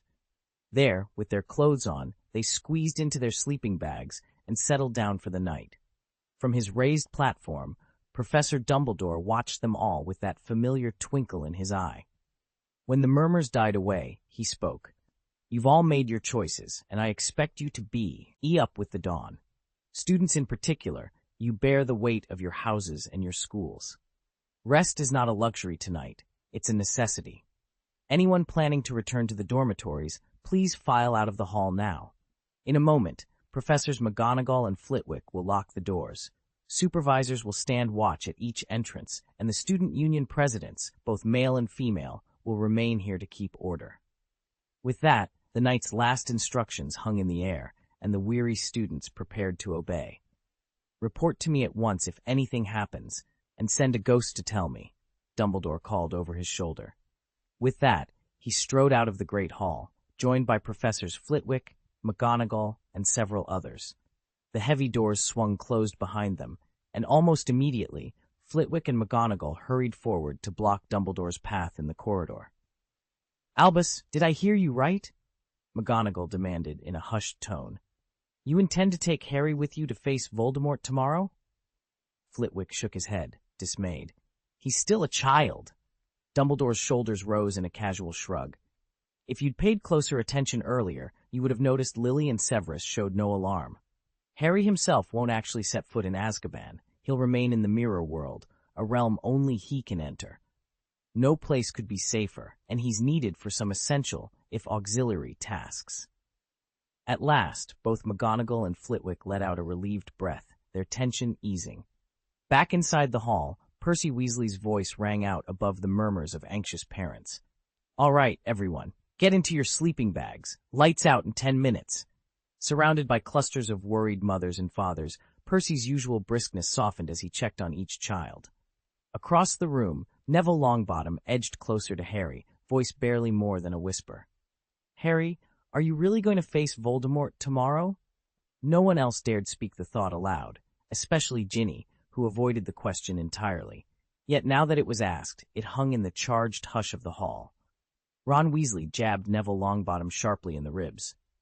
"You're nuts, mate. You actually want to do this?" Draco Malfoy, standing a pace behind them, frowned. He knew Neville wasn't tossing around idle talk.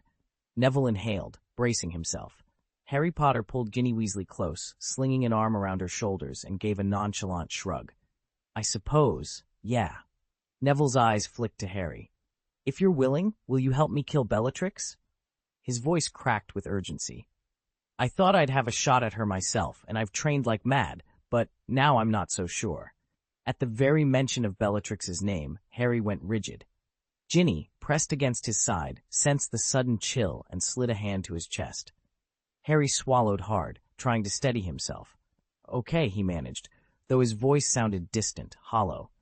He wasn't lying to Neville, at least not out loud, but in that moment Harry shut away everything else, the reluctance, the fear, the faintest stirrings of something like hope.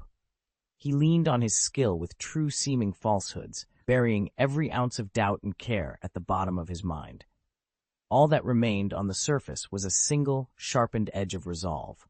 Neville watched him silently, his own heart pounding.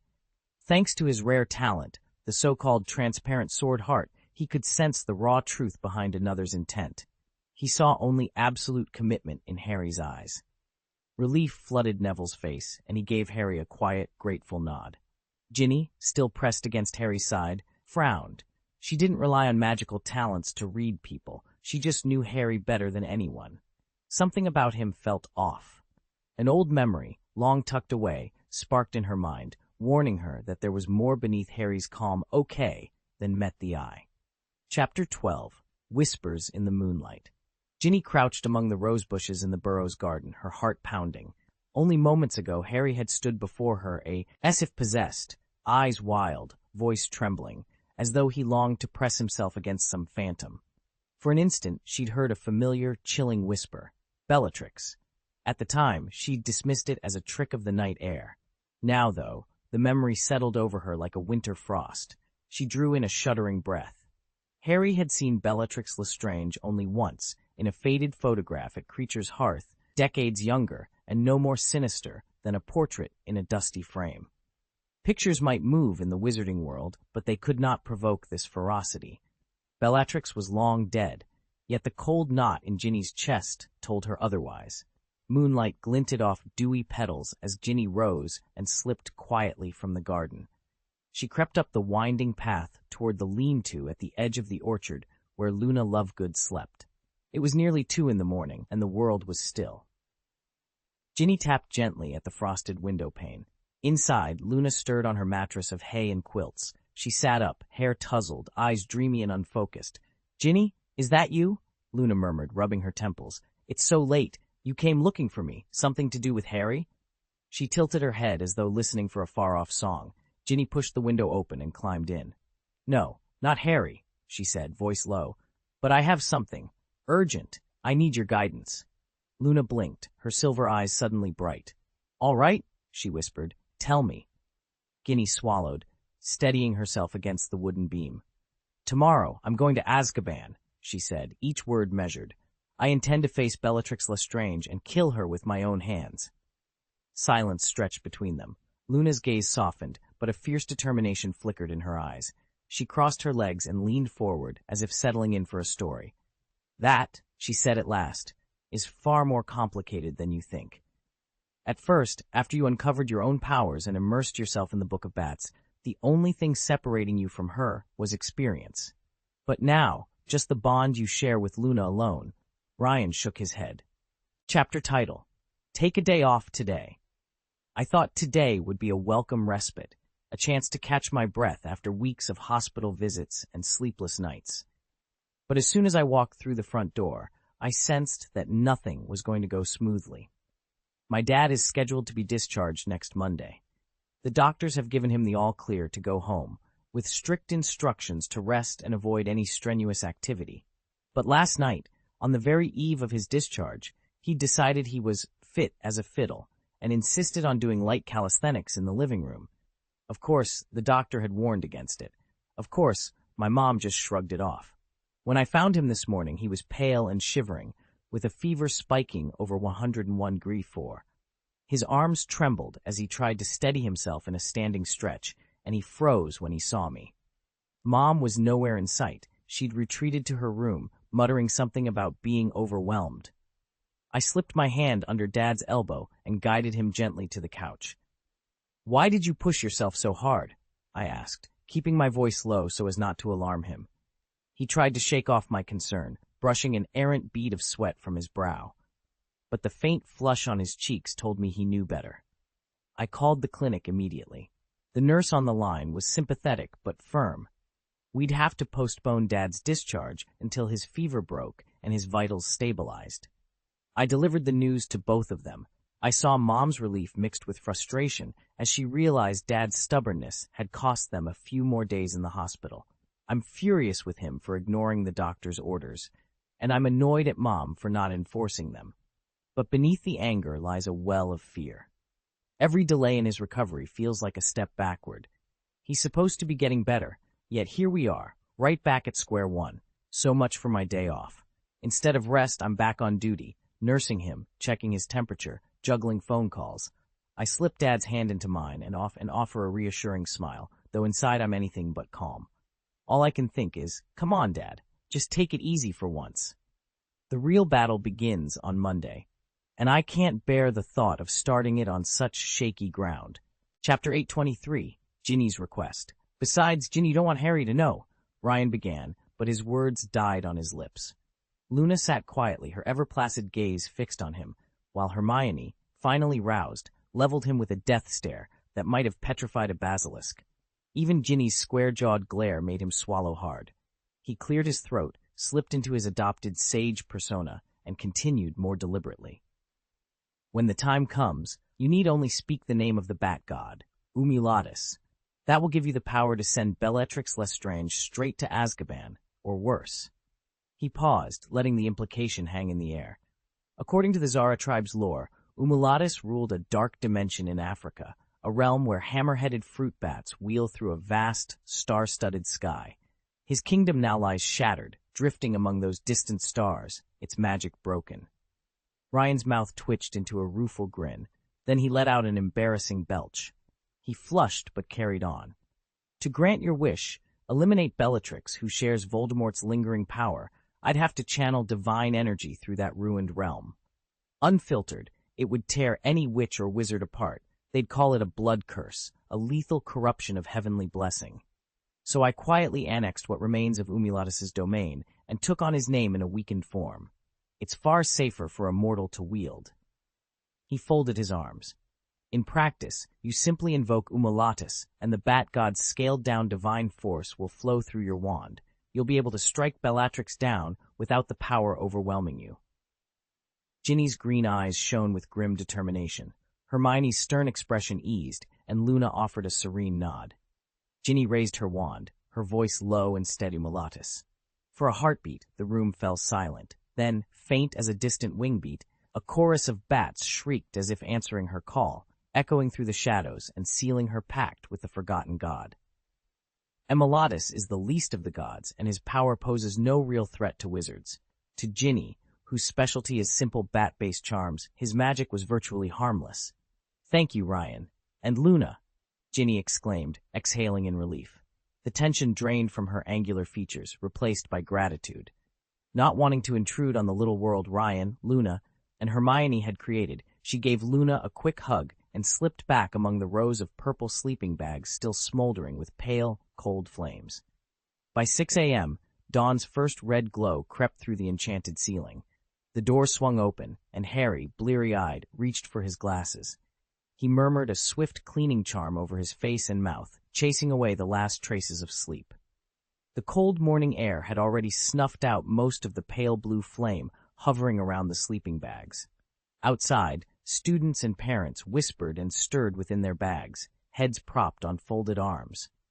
But the moment the morning bell chimed, they reluctantly hauled themselves upright, unzipped their sleeping sacks, and began gathering their things, readying themselves for another day at Hogwarts. Harry eased himself out of his sleeping bag, careful not to wake Ginny, who was still curled up and half asleep beside him. He scanned the room. Ron's, Draco's, and Neville's bags lay empty. Across the great hall, neat clusters of sleeping bags marked where the Gryffindor, Hufflepuff, and Slytherin tables once stood. Everyone had grouped by house, except Harry's little circle, which had claimed a tucked-away corner. Neville was already upright beside Hannah Abbott, helping her arrange a pillow. Draco Malfoy stretched out next to Pansy Parkinson, and Lavender Brown clung to Ron's arm, a contented smile on her lips. A hush had fallen over the hall. No bells rang to signal the start of classes or the evening curfew. It was clear that the professors had granted a reprieve for the students still recovering, and any family members staying with them. In less than 10 minutes, every last student slipped free of their sleeping bag. Professor Dumbledore, now standing behind the staff table, raised his wand with a graceful flourish. The purple sleeping bags dissolved into the air like drifting smoke. At the same moment, the enchanted ceiling shimmered, and 9 long tables descended gently from the sky, landing in perfect rows beside the dais. Breakfast was served. The moment the invisible force shoved everyone back onto the platform, students and parents alike stumbled to their feet, blinking in surprise. No sooner had they steadied themselves than an incredible banquet appeared overhead, as if summoned by magic. Before them stretched a long table groaning under every imaginable breakfast and not-so-breakfast treat. There was the usual fare: sizzling bacon, creamy milk, fried eggs, link sausages, sandwiches, even salted fish. But nestled between the platters of morning staples were cold, decadent surprises. Towering ice cream sundaes in flavors from strawberry peanut butter to mint chocolate chip, rows of puddings, and every dessert under the sun. Apple pies sat side by side with treacle tarts, chocolate sponge cake, jam-filled donuts, and rich brandy-soaked Christmas pudding. Bowls of strawberry jelly, creamy rice pudding, and creamy flans dotted the spread as well. It was enough to make any Muggle cafe look downright stingy. Ron, mouth already half full of strawberry peanut butter ice cream, protested in between bites. "This is outrageous! Ice cream for breakfast?" His objection held about as much weight as a chocolate eclair. Harry, meanwhile, cradled a mug of steaming milk in one hand and dunked piece after piece of syrup-soaked sponge cake in the other. He gave Ron a sympathetic shrug. "When in Rome." Across from them, Ginny looked bleary-eyed, dark circles under her eyes, betraying the long night she'd endured. She nibbled at a sandwich with the meticulousness of someone savoring every crumb, her elbows pressing into a plate piled high with sausages, as if each one were a rare jewel. All around them, whispers of astonishment floated through the crowd. Breakfast, or whatever enchantment this was, had never looked so good. Fred and George Weasley, perched at the far end of the Gryffindor table, exchanged mischievous grins.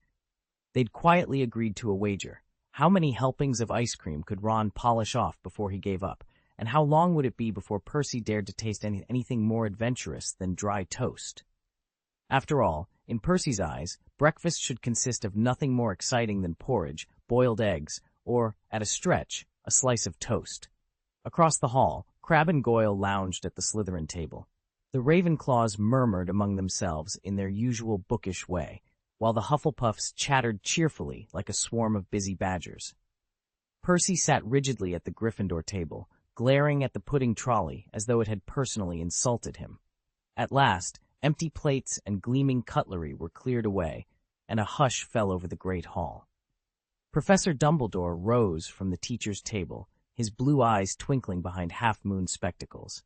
"Now that everyone has eaten their fill," he began, "I have just a few brief announcements." Harry's heart lurched. Those words felt unnervingly familiar, whisking him back to his very first feast as a wide-eyed first year.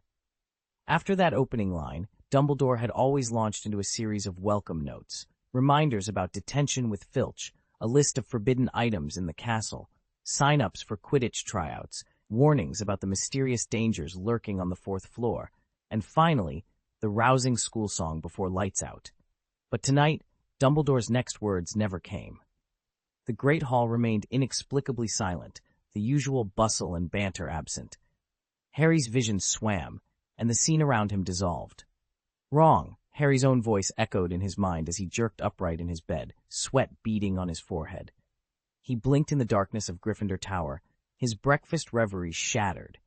Albus Dumbledore stepped forward onto the raised dais at the head of the great hall and held up his wand.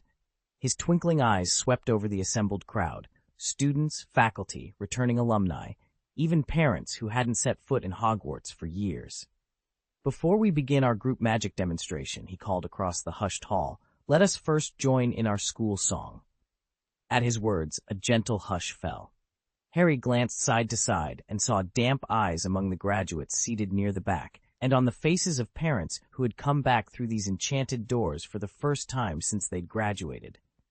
No one had expected to sing the Hogwarts anthem here again, in its original home under these high-ceilinged arches.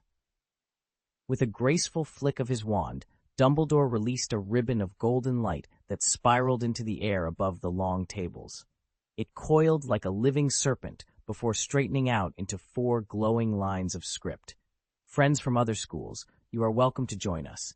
Feel free to sing in whatever tune you prefer." Dumbledore lowered his wand, and his voice ringing clear said, "Ready? Sing." At once, the hall burst into song. First-year students and those in their 7th year, stalwart professors, and even the visiting pupils from Beauxbatons and Durmstrang all raised their voices together. "Hogwarts, Hogwarts, teach us something clever, whether we be young or old, our minds you shall endeavor." The familiar melody carried through every corner of the enchanted hall. Even the Weasley twins, usually the first to crack a joke or pull a prank, dipped their heads and sang with uncharacteristic solemnity.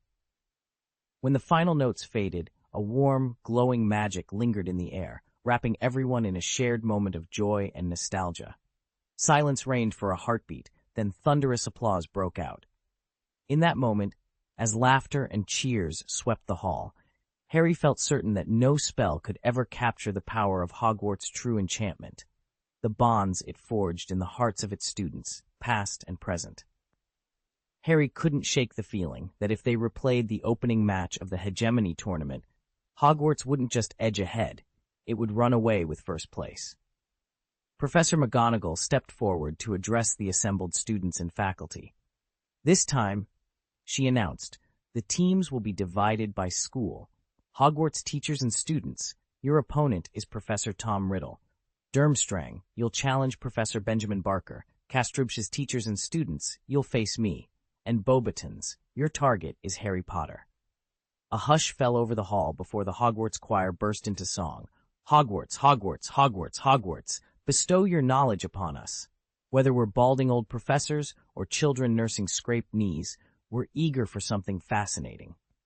At this moment, our heads are hollow, stuffed with air, dead flies and trifles.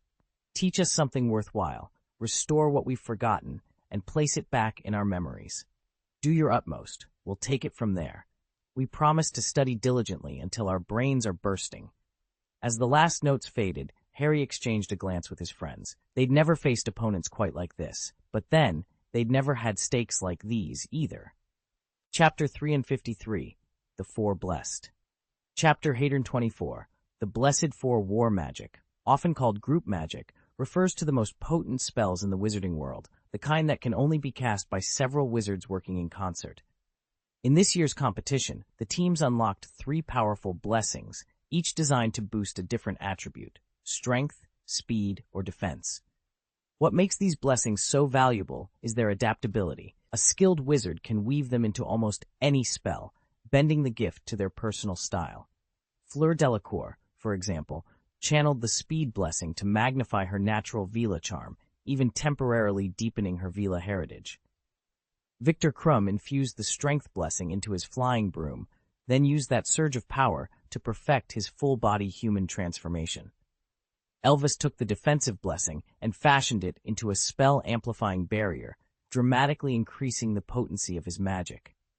By the end of the opening team event, the individual duels, and the final solo challenge, the 4 schools stacked up, strongest to weakest, as follows: Hogwarts, Durmstrang, Bogsbittens, and Castrum Busher. At present, Professor Riddle wields Hogwarts' greatest blessing, while Durmstrang's second strongest falls into the hands of Gellert Grindelwald, a result that hardly comes as a surprise. Harry still couldn't fathom it. After all, this mysterious figure held 2 secret identities. She was both the hidden mother of Dumbledore's child and the leader of Durmstrang. So why had the weakest Castrum Busher blessing been bestowed on Dumbledore, rather than on him, the assistant who'd never even appeared in the mirror world? Ron, ever eager to fill the silence, offered a tentative explanation. Maybe the gap between 3rd and 4th place isn't that big, he said. And I bet Dumbledore figured you'd side with him, so he redirected the blessing to Beauxbaton's 3rd group. Harry stared at him. He was almost shocked that Ron sounded halfway intelligent, but he wasn't convinced. He wanted to ask Dumbledore, and yet, as soon as Professors Riddle and Grindelwald had appeared together in the hall, everyone had gone mum. It was as though their meeting set off a magical chain reaction. Other than a few cautious reminders from Dumbledore, the walk from the Great Hall to the edge of the Forbidden Forest was completely silent. At the clearing's fringe stood a small wooden house, its origin unknown and its purpose unclear. Behind them, the other students and faculty lingered in the hall, giving the impression that the real ceremony of war magic had already begun. And still, Harry's questions remained unanswered. The hall was awash with surging magical currents that rippled like ocean tides. At Dumbledore's signal, they stepped into a small side chamber whose unassuming door concealed far more space than it suggested. Clearly, an undetectable extension charm had been woven into its walls. Inside, the room lay empty of furnishings. The floor, ceiling, and walls were all seamless panels of polished mirror, reflecting their figures back at them endlessly. Grindelwald's dark eyes swept over the mirrored expanse as he spoke softly. So this is our launching point. Once we've absorbed the blessing, we'll pass through the mirror realm and arrive in Azkaban. Riddle, who had stood in thoughtful silence, couldn't help but interject. I still don't understand why Hagrid remains at Hogwarts. He's astonishingly powerful outside the Forbidden Forest, exactly the sort of ally we need when we face Voldemort directly. Hogwarts itself is the strongest magical fortress in Britain. Even at the height of his power, Voldemort couldn't storm it quickly, and now Hagrid stands there alone. Dumbledore offered a gentle, rueful smile. In truth, I was the one meant to stay behind. Is that so? Grindelwald turned, arching a single brow. I understand now. He cannot leave. Dumbledore merely shrugged. Hogwarts is home to wizards of great power, even those who can match me. Hagrid, as keeper of the Forbidden Forest, is bonded to this school for 1,000 years. He's more than a mere guardian. His strength bolsters Hogwarts in ways no headmaster has ever managed. He paused, his pale blue eyes drifting to a distant point beyond the void, toward the island rising from the North Sea, far to the north. All right, Under Moody's and Arthur Weasley's command, Ministry forces and the Order of the Phoenix have begun the blockade. We move now.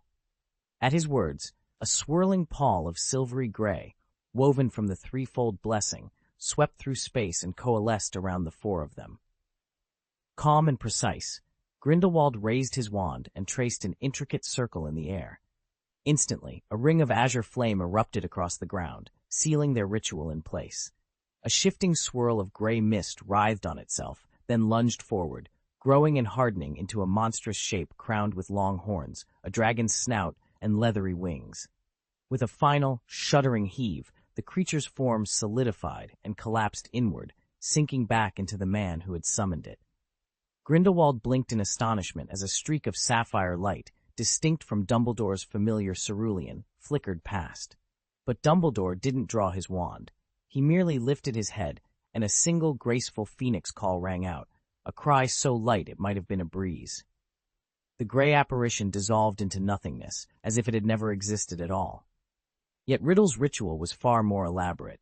No sooner had that miasma returned to his body than it began to stir something far darker within him. From the depths of his summoned power, a corrupt sorcery, an antithesis to his own consecrated magic, burst forth. Behind him, a marble-white cross emerged, its smooth surface gleaming in the dim light.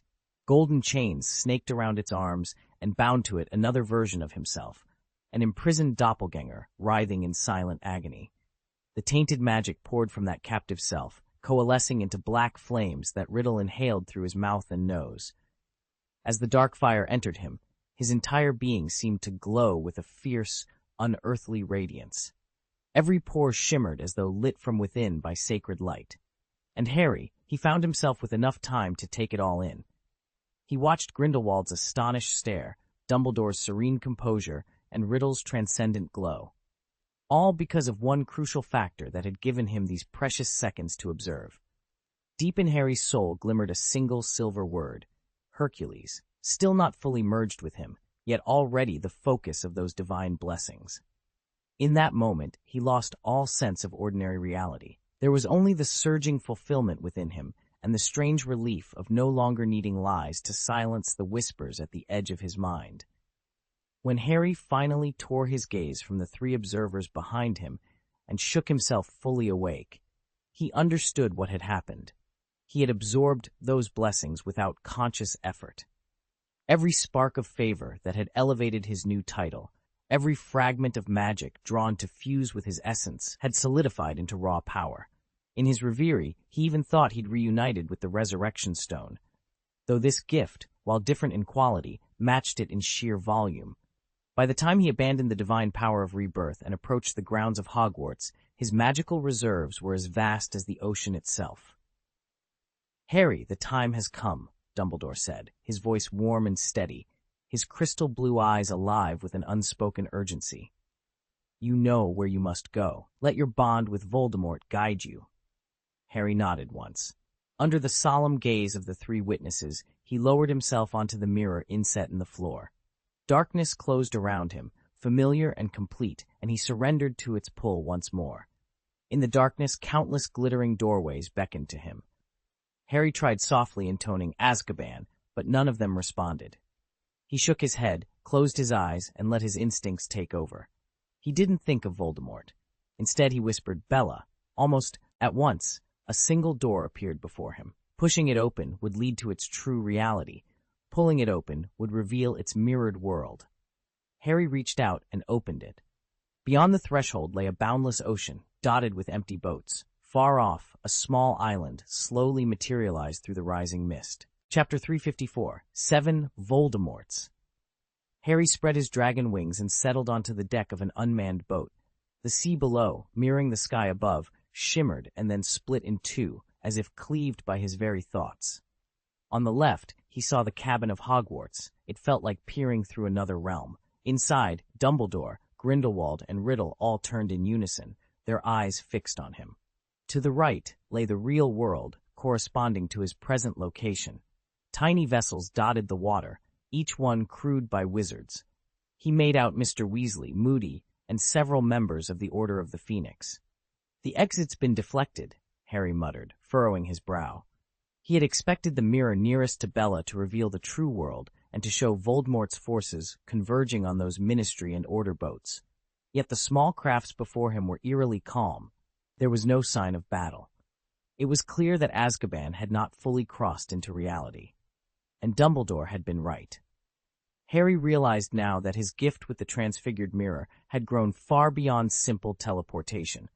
He could channel not just objects or living beings through its surface, but entire scenes, and perhaps even shift the boundaries between worlds themselves.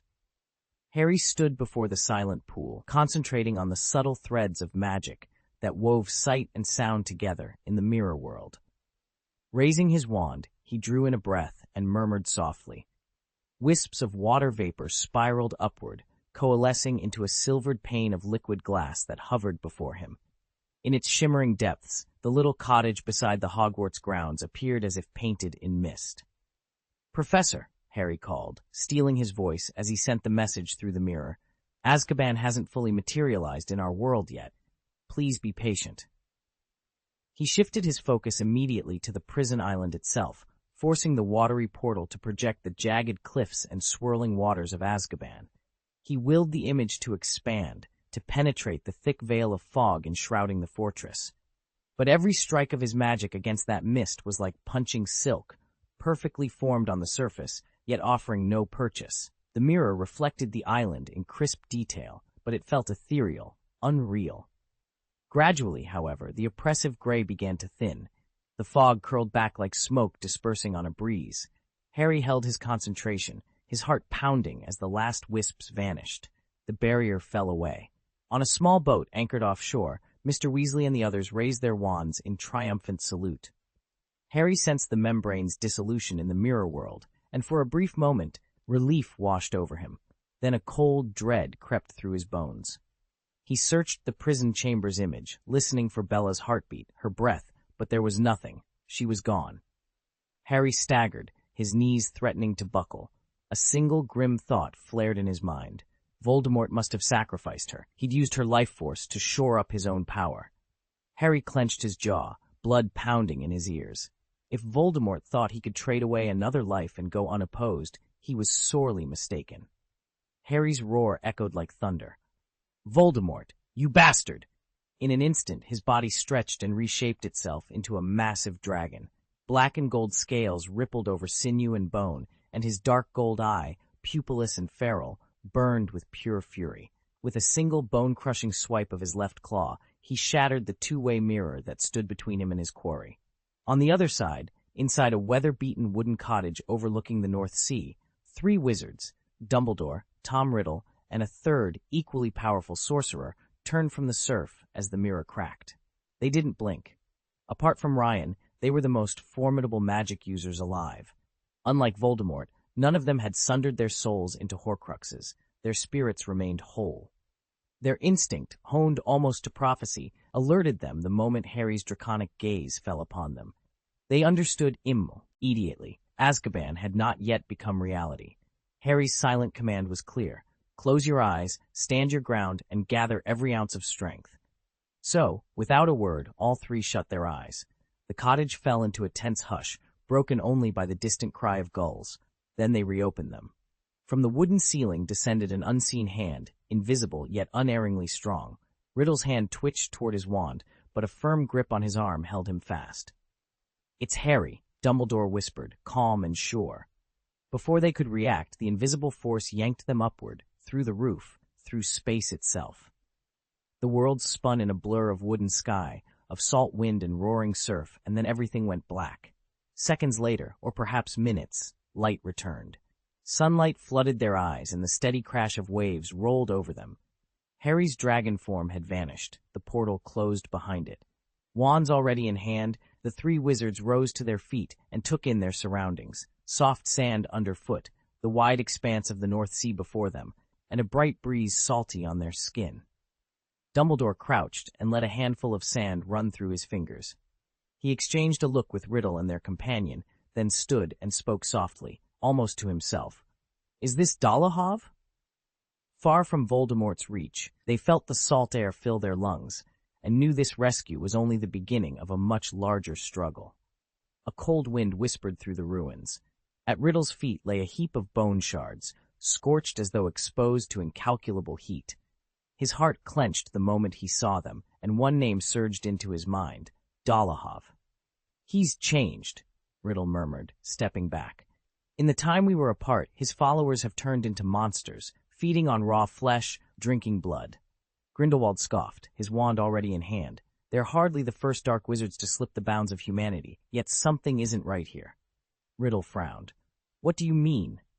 Before either could answer, Dumbledore lifted his gaze, pale eyes narrowed. He held his wand low but ready, as if poised on a precipice. "I sense 7 presences," he said quietly. 7 eyes, but not exactly alive." Grindelwald's lips curled into a snarl. 7? What has he done? In that instant, the world around them seemed to tilt, and time snapped back to only 10 minutes earlier. Azkaban prison, 10 minutes prior. The air was thick with old magic and despair. In the deepest cell, locked away from all warmth and light, a figure began to coalesce. Voldemort's silhouette materialized first, slender and draped in ragged robes, then his gaunt features became alarmingly vivid. Yet the edges of him quivered, as if he were a painting half erased. "Now," he whispered, voice rippling through the dank corridors, "speak my name." 40 Death Eaters, shambling in their black cloaks, had been summoned, and they stood in rigid silence before their master. One by one, they lifted their heads, hooded faces pale with eagerness. "Lord, Voldemort." At the final syllable, each dark mark blazed to life. The skulls etched upon their arms seemed to breathe. From each empty eye socket slithered a jet-black snake. Those serpents wound across robes and flesh, leaving a trail of paralysis in their wake. The Death Eaters froze, statues of bone and sinew, eyes glazed like marble. Then Voldemort's form shattered into 7 rivulets of shadow. They spiraled outward, darting to each frozen acolyte and plunging into their still hearts. In a burst of malevolent energy, the shadows reassembled, and so did their master, whole and more terrible than before. Back among the ruins, Dumbledore's wand twitched. "That explains the 7 echoes I felt," he said, voice grave. "He has seized 7 bodies to restore himself." Grindelwald exchanged a dark look with Riddle, "And now he walks on 7 souls he did not earn. We must act before those unnatural vessels fall apart." Riddle's eyes gleamed with calculated resolve. "Then let us end this now." With that, all 3 raised their wands as the storm clouds overhead split open, ready to unleash a battle the world would never forget. A dense mist swirled through the chamber, dozens of serpents writhing within its depths before dissolving back into fog. Then, as though a switch had been thrown, darkness swallowed the room. The ghostly snakes pressed in on the Death Eaters, their smoky forms intruding into eyes, ears, mouths, and nostrils. When the black haze finally lifted, 7 figures remained. Each stood nearly 2 meters tall, hairless and sleek like a serpent, with narrow slits for nostrils and red, vertically pupilled eyes gleaming in the gloom. Their skin was unnaturally pale, almost pearlescent. A mocking chuckle echoed inside each of their minds. "Now you understand," Lord Voldemort's voice taunted them from within. 7 of me, 7 versions as powerful as I was before I ever met that boy." Without hesitation, the duplicate on the far left narrowed his eyes and began to trace his fingers across his own body, as if rediscovering it for the first time. One by one, the others followed suit, stroking their serpentine scales, flexing sinews, exploring every inch. Dark magic was no longer a mystery to unravel. It flowed through them instinctively, as natural as breathing. They unleashed bursts of malevolent energy, twisted curses and forbidden spells sparking to life with ease. Every vile, intricate form of black magic was theirs to wield. For now. "That's enough!" The original Voldemort's voice rang out sharply, halting their testing at once. "Now all that remains is to welcome our guests." In the mirror world, Harry, still reeling from his mistaken belief that Bella was dead, struggled to contain a surge of anger. He directed his magic at the swirling mist before him, causing the vapor to coalesce into a second water mirror that reflected every corner of Hogwarts. Slowly, it began to merge with the shimmering portal holding Dumbledore's image. Meanwhile, on a flotilla of small boats anchored in the North Sea, a line of witches and wizards stood at attention. Mad-Eye Moody commanded the 4, his grizzled eyes unblinking as he pointed toward the distant specter of Azkaban, suddenly manifest in the gloom. On my mark. 1, 2, 3. Release your curses. Brilliant shafts of golden light cascaded down onto the island's rocky shore. At Azkaban's beach, Dumbledore's beard and silver hair whipped in the wind. He watched the luminous beams strip away the prison's wards and nodded gravely. Perfect, he said. Hogwarts's power flows through me now, and thanks to Moody and the others, Azkaban's defenses are gone. Not far from him, Gellert Grindelwald raised his wand in a grand gesture. It begins, he declared. From his wand tip burst a roaring torrent of blue fire that surged forward, consuming the dark forest in its path. The blaze split open like the Red Sea, revealing 7 figures draped in black robes. Each emanated an eerie, pulsing aura. 7 Voldemorts. Chapter 826. It's broken. Voldemort has a brain. A cold, mocking laugh echoed across the island's stony battlements. Ha ha ha! So this is your grand plan, Voldemort sneered. You dare set me against Albus Dumbledore, the greatest white wizard of our age, his lover, the former Dark Lord Gellert Grindelwald, and a young, inexperienced, disgustingly naive apprentice? 7 indistinguishable figures hovered before them, perfectly still. Yet from their lips came a single, chilling voice, the voice of Voldemort himself. Brilliant, Dumbledore, it continued. Gather countless peripheral wizards to neutralize Azkaban's power. Locate a Horcrux, transfer my primary soul into your pawn, and have him slay me. End my immortality in one masterstroke. But here's the catch. There are now 7 of me. How do you, your lover, and that greenhorn hope to deal with the other 4? At the cliff's edge, the darkness seemed to press in. Dumbledore and Grindelwald exchanged grim, wide-eyed glances. For the first time, they realized their scheme had a flaw. Voldemort had outthought them. From the shadows stepped James Riddle, his pale features half hidden beneath his hood. His eyes gleamed with contempt as he addressed the 2 wizards. A naive apprentice, he spat. How quaint, you relics of a bygone era, clinging to outdated tricks. Tell me, in this new world of ours, what ship could ever bear your ambitions? Silence fell. Then, drifting from the cathedral beyond the island's shore, came the soft, sacred strains of 100 choristers. Their angelic hymn rolled over the dark waters, a solemn prelude to the war that was about to begin. White feathers drifted down from the sky, glimmering as they sped toward the 7 figures arrayed before them. Each Voldemort met the assault in a different, grotesque fashion. One sprouted a writhing mass of serpentine heads, each fang dripping venom as they sacrificed themselves to devour the falling plumes. A second unleashed a shimmering net of pure light, an ethereal web that snapped shut on every feather. The third dissolved his flesh into mist, causing the homing feathers to lose their mark. The fourth simply sprouted an additional head, reared it upright, and swallowed every glowing quill before it could land. Pathetic, a voice hissed through the chaos. Is this the best trick you learned from licking Dumbledore's toes? You're not that orphaned boy from Wu's foster home. As the 7 Voldemorts dispatched the feathers with effortless cruelty, their mocking laughter and taunts echoed across the battlefield. Then one of them paused, pressed his palm to his throat, and in a childish whine added, "Mummy, it was God who gave us our food. Little Tom knows he was wrong." All the while, the downpour of feathers only grew heavier, coalescing into a luminous storm. At the edge of the fray, Dumbledore's eyes widened in shock. This display of raw power and blasphemous insolence was unlike anything he had ever witnessed. Voldemort, once so vulnerable that simply calling him Tom could shatter his composure, now met that taunt with a cold, mocking laugh.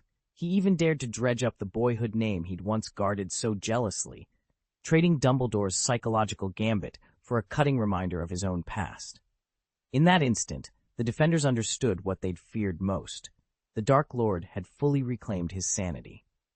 Gone was the twitching fanaticism of a shattered mind. In its place stood a wholly calculating, utterly merciless intelligence, shameless and resolute.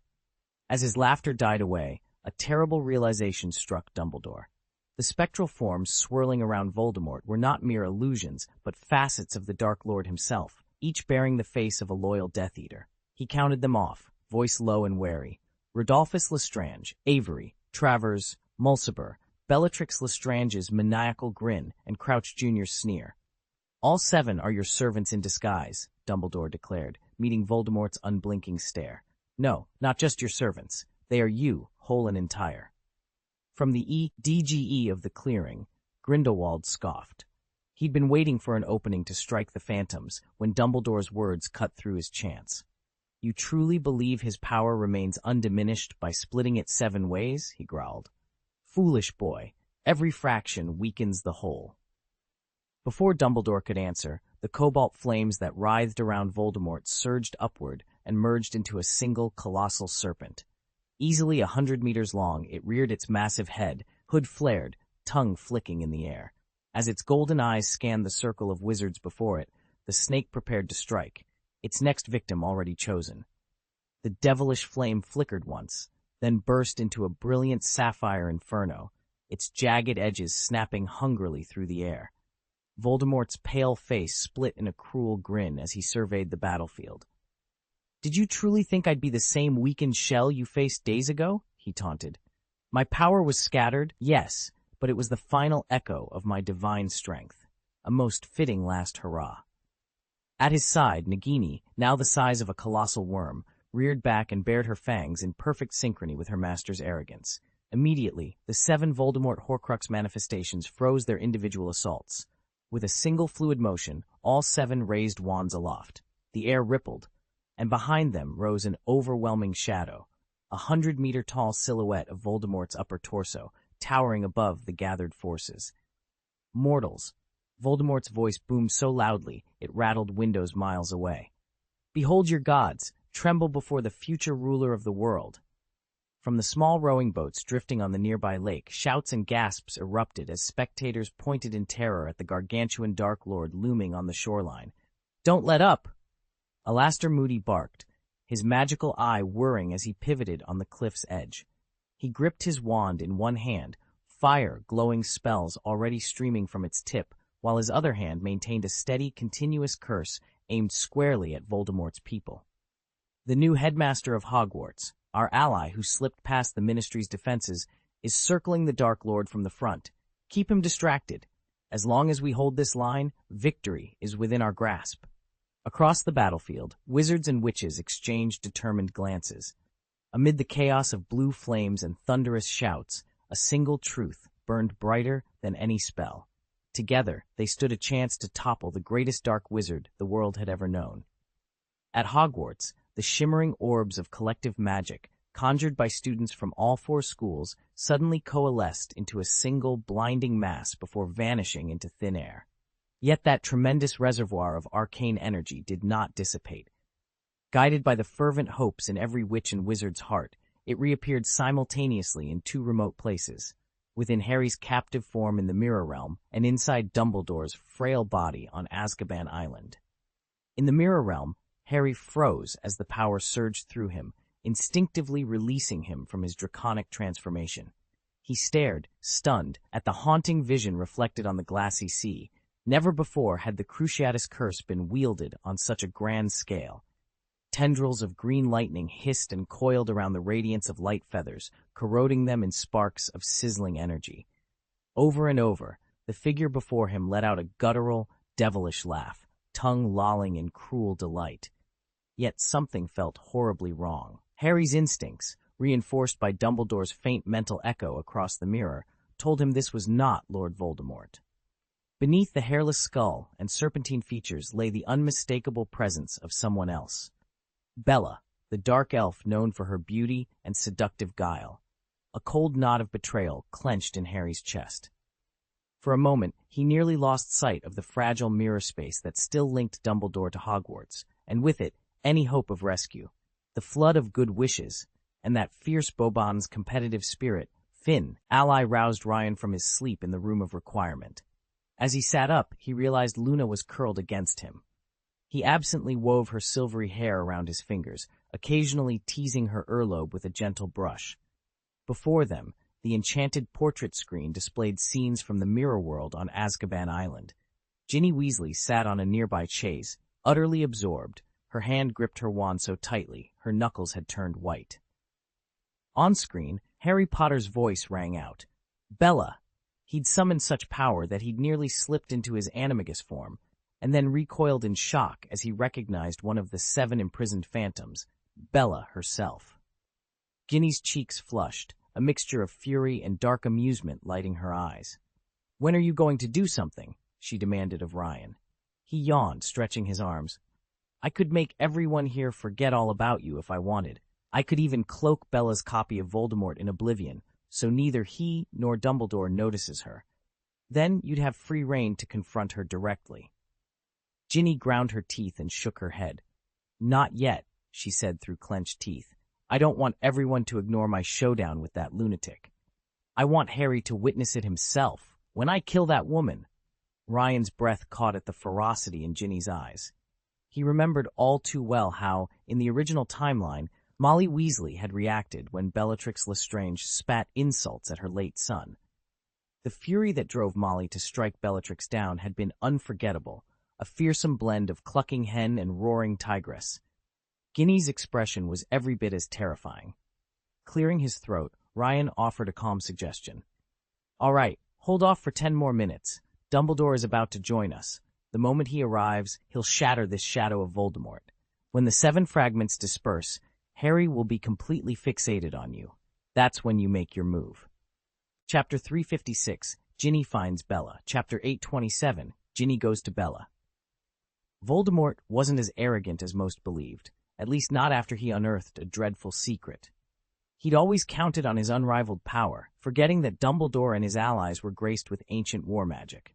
Before Voldemort's resurrection, each of his 7 servants carried a fragment of his soul, making each host as formidable as the Dark Lord once was. On paper, a 7-fold manifestation of Voldemort's strength should have meant a massacre at the mere flick of his wand when facing 3 opponents. But reality proved far stranger. When he came face to face with his younger self, the boy erupted in a storm of furious, blinding spells that left all 7 of Voldemort's soul hosts powerless to intervene. Grindelwald suffered the same fate, driven to temporarily merge his present self with his past impersonator in a desperate gambit. And what of Dumbledore, the only wizard ever to defeat Grindelwald and subdue his own youthful incarnation? Voldemort dared not imagine the heights of such power. He felt a fool. Absent his newly stolen godlike might, he knew Dumbledore would regard him as nothing more than a jester, dispatched with a single effortless gesture. Fury ignited within Voldemort. The sky above him darkened as coils of thunderclouds, like writhing serpents, swallowed the sun's light. Voldemort's towering silhouette cut through the gathering storm as he raised his wand. With a sudden, blinding flash of green light, the unmistakable Avada Kedavra, he struck the heart of the thunderclouds. A deafening roar, like an invisible giant's battle cry, echoed across the sky, and the spell's lethal energy fused with the dark mass above. Instantly, the familiar emerald snake of the killing curse writhed and shifted, its glow intensifying to a sickly luminescence. Wherever it struck, life withered on contact. Simultaneously, brilliant white feathers, each imbued with an ancient sanctified magic, exploded outward, their pure power designed to shatter even the blackest shadows. Yet under Voldemort's twisted command, those feathers burned away, snuffed out as though struck by a ruthless wind. From the ruined remnants of that holy light sprang a torrent of blue flame. Fiendfire, re-engineered by the Dark Lord's predecessor to resist every known countercurse. It roared into being, a living blaze that devoured stone and soil alike. No ordinary barrier could hold it back, and only its caster could dare to control its wrath. Then came the green serpents once more, each a manifestation of death itself, slithering through air and earth, unerring in their purpose. They swallowed every obstacle in their path and lunged toward the 3 figures standing on the plain below. To those 3 wizards, each valiant, each eager to stand against evil, even this terrifying convergence of magic seemed incomprehensibly powerful. Yet amid the chaos, something remarkable happened. The feathers and serpents clashed, hissing and snapping in midair, every quill of silver light pitted against serpent fang green. All around them, fiendfire roared on, consuming the ground and the sweeping tides of enchantment that Grindelwald himself had once woven into the battle. Under the corrosive touch of Voldemort's curses, the blue flames flickered, died back, and flared again, an unholy cycle of destruction. Watching it all, Albus Dumbledore stood perfectly still. He lifted his wand high, pointing it at the thunder-split heavens, and folded his hands calmly before him. Whatever spell he intended to cast, he waited for the precise moment, his white beard stirring in the restless wind. Below him, his two companions readied themselves, hearts pounding, for the single command that would decide the fate of them all. A brilliant phoenix, its feathers glowing with pure white light, a symbol of all that is good, soared free from the ruins. Where its radiant wings brushed the earth, withered soil turned green once more. Where choking sands had fouled the air, a fresh breeze now blew. Overhead, the dark clouds were rent apart, and the coiling green lightning serpent before them vanished. In that cleansing light, Voldemort's shadow shattered into fragments. 7 echoes of Voldemort staggered backward. Then, one by one, they dissolved in uncanny fashion. One drifted skyward like a giant bird. Another seeped into the ground as if the earth itself had claimed it. A third dissolved into wind without a sound. Still another collapsed inward, imploding into nothingness. Impossible. Voldemort growled silently. How can this old ghost be so powerful? He's almost as strong as I was before my resurrection.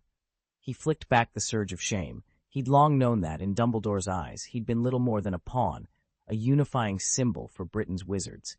Suppressing his fury, he spoke aloud to his remaining followers. "Disperse," he ordered, his voice icy calm. "Return to Azkaban, and do not leave its walls until I call you back. If you stray now, you'll lose everything we've achieved."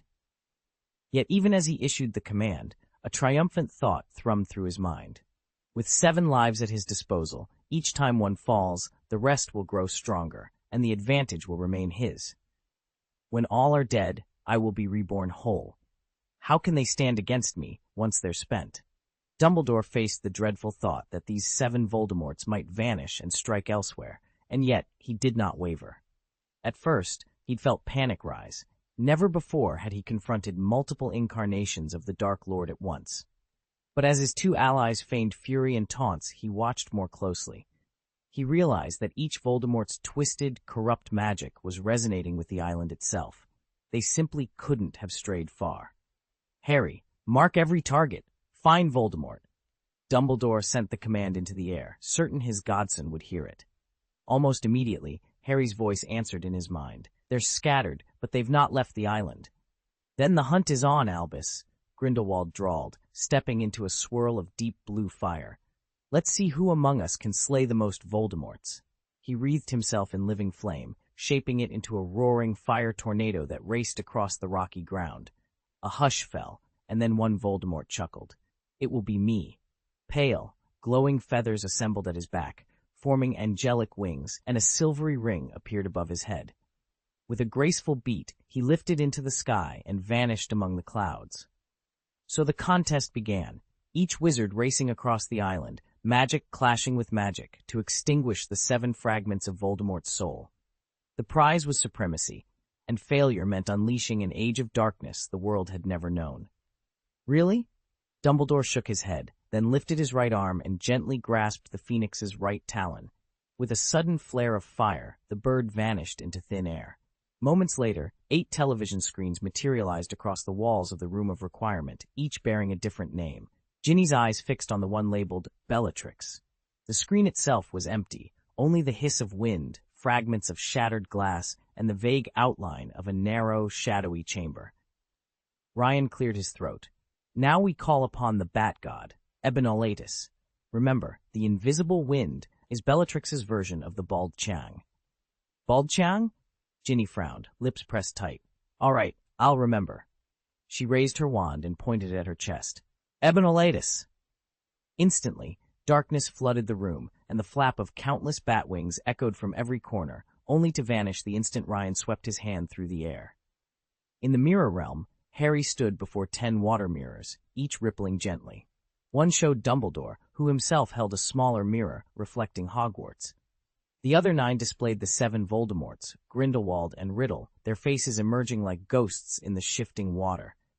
He sifted through the shifting shapes of Voldemort's followers, forms that melted into wind, stone, and shadow, desperately searching for Bellatrix.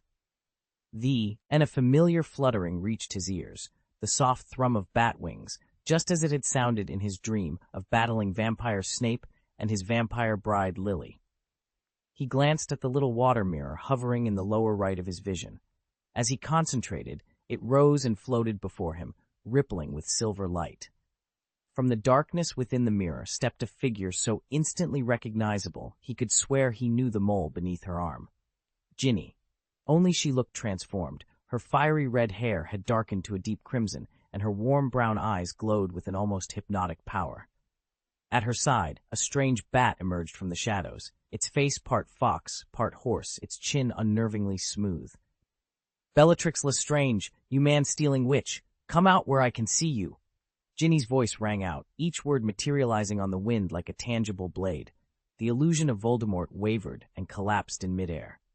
With a start, the real Dark Lord lurched to his feet, panic flashing in his pale eyes as he summoned writhing coils of green lightning, snakes of energy hissing through the gloom. Bats erupted from behind Ginny, their wings vibrating as they unleashed deafening sonic blasts. Voldemort's serpent-like apparitions dissolved under the assault, but with a single flick of her wand, Bella redirected the waves back toward her attackers. The chamber's walls shuddered, then burst apart with a deafening crack, spilling sunlight and a biting wind into the ruined hall. "Red-headed Weasley," she snarled, narrowing her cold gaze on the young witch standing before her. A savage smile curved her lips. "So you're Molly Weasley, are you? The self-degrading wretch who eloped with that loathsome Arthur Weasley? Tell me, have you come here to vie with me for the Dark Lord's favor?" A cruel laugh escaped her as she lifted one slender, pale finger in mock invitation, her cheeks tinged with an unhinged flush. Chapter 357, Sanctification. Bella stood rigid at the edge of the hall, her posture painstakingly arranged to mirror the lost refinement of the Black family, etiquette she had only recently reclaimed after more than a decade in exile. She held herself with the utmost reserve, head bowed, eyes lowered, lips barely parting in response to passing courtesies. In her devotion to embodying her master's ideal of decorum, she had unwittingly adopted a softness in her bearing that looked faintly effeminate, an effect she found deeply humiliating. Across the room, Harry Potter frowned, momentarily blinking as if to clear his senses. He had come to speak with Ginny, but found himself distracted by Bella's awkward display. Ginny, standing beside him, shared his discomfort. With a half-smile of scorn, she leaned close enough for Bella to hear. "So this is Voldemort's prized disciple? You think that noseless, bald, hairless monster is some unstoppable force? Please, you're only here because you got lucky, and he chose you out of God knows how many." Bella's tranquil mask cracked. Rage ignited behind her eyes. Her lips curled, revealing teeth clenched in silent fury. She had worshipped the Dark Lord as the epitome of power and perfection, and now this insolent girl dared insult him in her presence. For a heartbeat, Bella's world shrank to fiery hatred. She wanted nothing more than to crush Ginny, to erase her very breath from existence. Buried deep within, Voldemort's legacy stirred, an on-demand font of forbidden knowledge and fatal precision. At the same instant that Bella's heart thundered with wrath, that hidden horde of dark instruction awaited her command, ready to transform her desire for destruction into unstoppable force. Bella's signature Cruciatus curse ignited into crackling green lightning, streaking toward Ginny like a venomous spider's web. Each jagged bolt dissolved stone bricks into vapor the instant it struck. Ginny, however, remained calm. From the shadows behind her unfurled a rift to a dimension swarming with bats. In an instant, hundreds of the creatures flooded out, flapping furiously to intercept Bella's curse. Wave after wave of leathery wings formed a living shield around Ginny's 10-foot perimeter, forcing the green bolts to scatter harmlessly into the air. In the mirror world, Harry, who'd been poised to leap into action, lowered his wand in stunned silence. Watching the bats hold Bella at bay, he finally acknowledged a truth he'd been denying. Ginny already knew about his deeper feelings for Bella. Elsewhere, on Azkaban Island, a different confrontation raged. Riddle and Grindelwald danced a lethal duet amid half-incinerated fortress walls, the sky above ablaze with firestorms. Through the inferno strode Albus Dumbledore, the flames barely rippling the hem of his robes. His eyes never left the two dark wizards or the circle of Voldemorts closing in on them. Even 7 Death Eaters had previously struggled against the combined might of Riddle and Grindelwald. If their attackers managed to reverse the tide, launching a sudden, coordinated strike, The advantage could tip in an instant. Dumbledore prepared to intervene, knowing that at this moment, every flicker of magic, every alliance, and every unspoken desire could decide the fate of them all.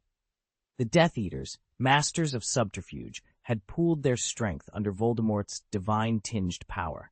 Even 3 of Hogwarts' greatest defenders could scarcely face such a united force alone. Dumbledore had foreseen their consolidation and remained ready to intervene, bracing for an ambush. Yet until now, the 7 Voldemort doubles had scuttled about in hiding like frightened mice. Only Harry and Bella, whose presence Ryan concealed, were aware of their true numbers. Then, in an instant, everything changed.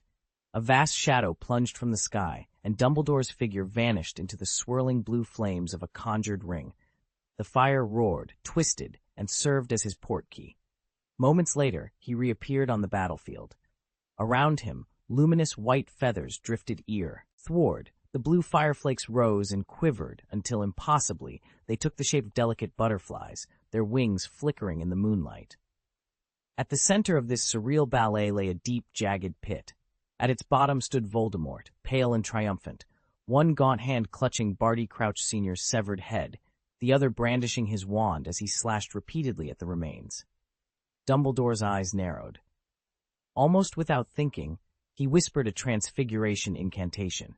A jagged chunk of fallen rock behind him shimmered, softened, then reformed into a long, gleaming steel spear. With a swift, practiced gesture, he hurled it toward the pit. The spear arced through the air, cutting through falling feathers, and struck Voldemort from behind.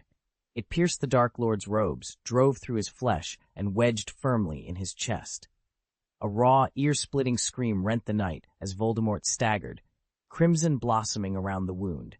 Dumbledore stepped forward, wand raised, every muscle poised. The battle had only just begun, but for a single, exultant moment, victory seemed within his grasp.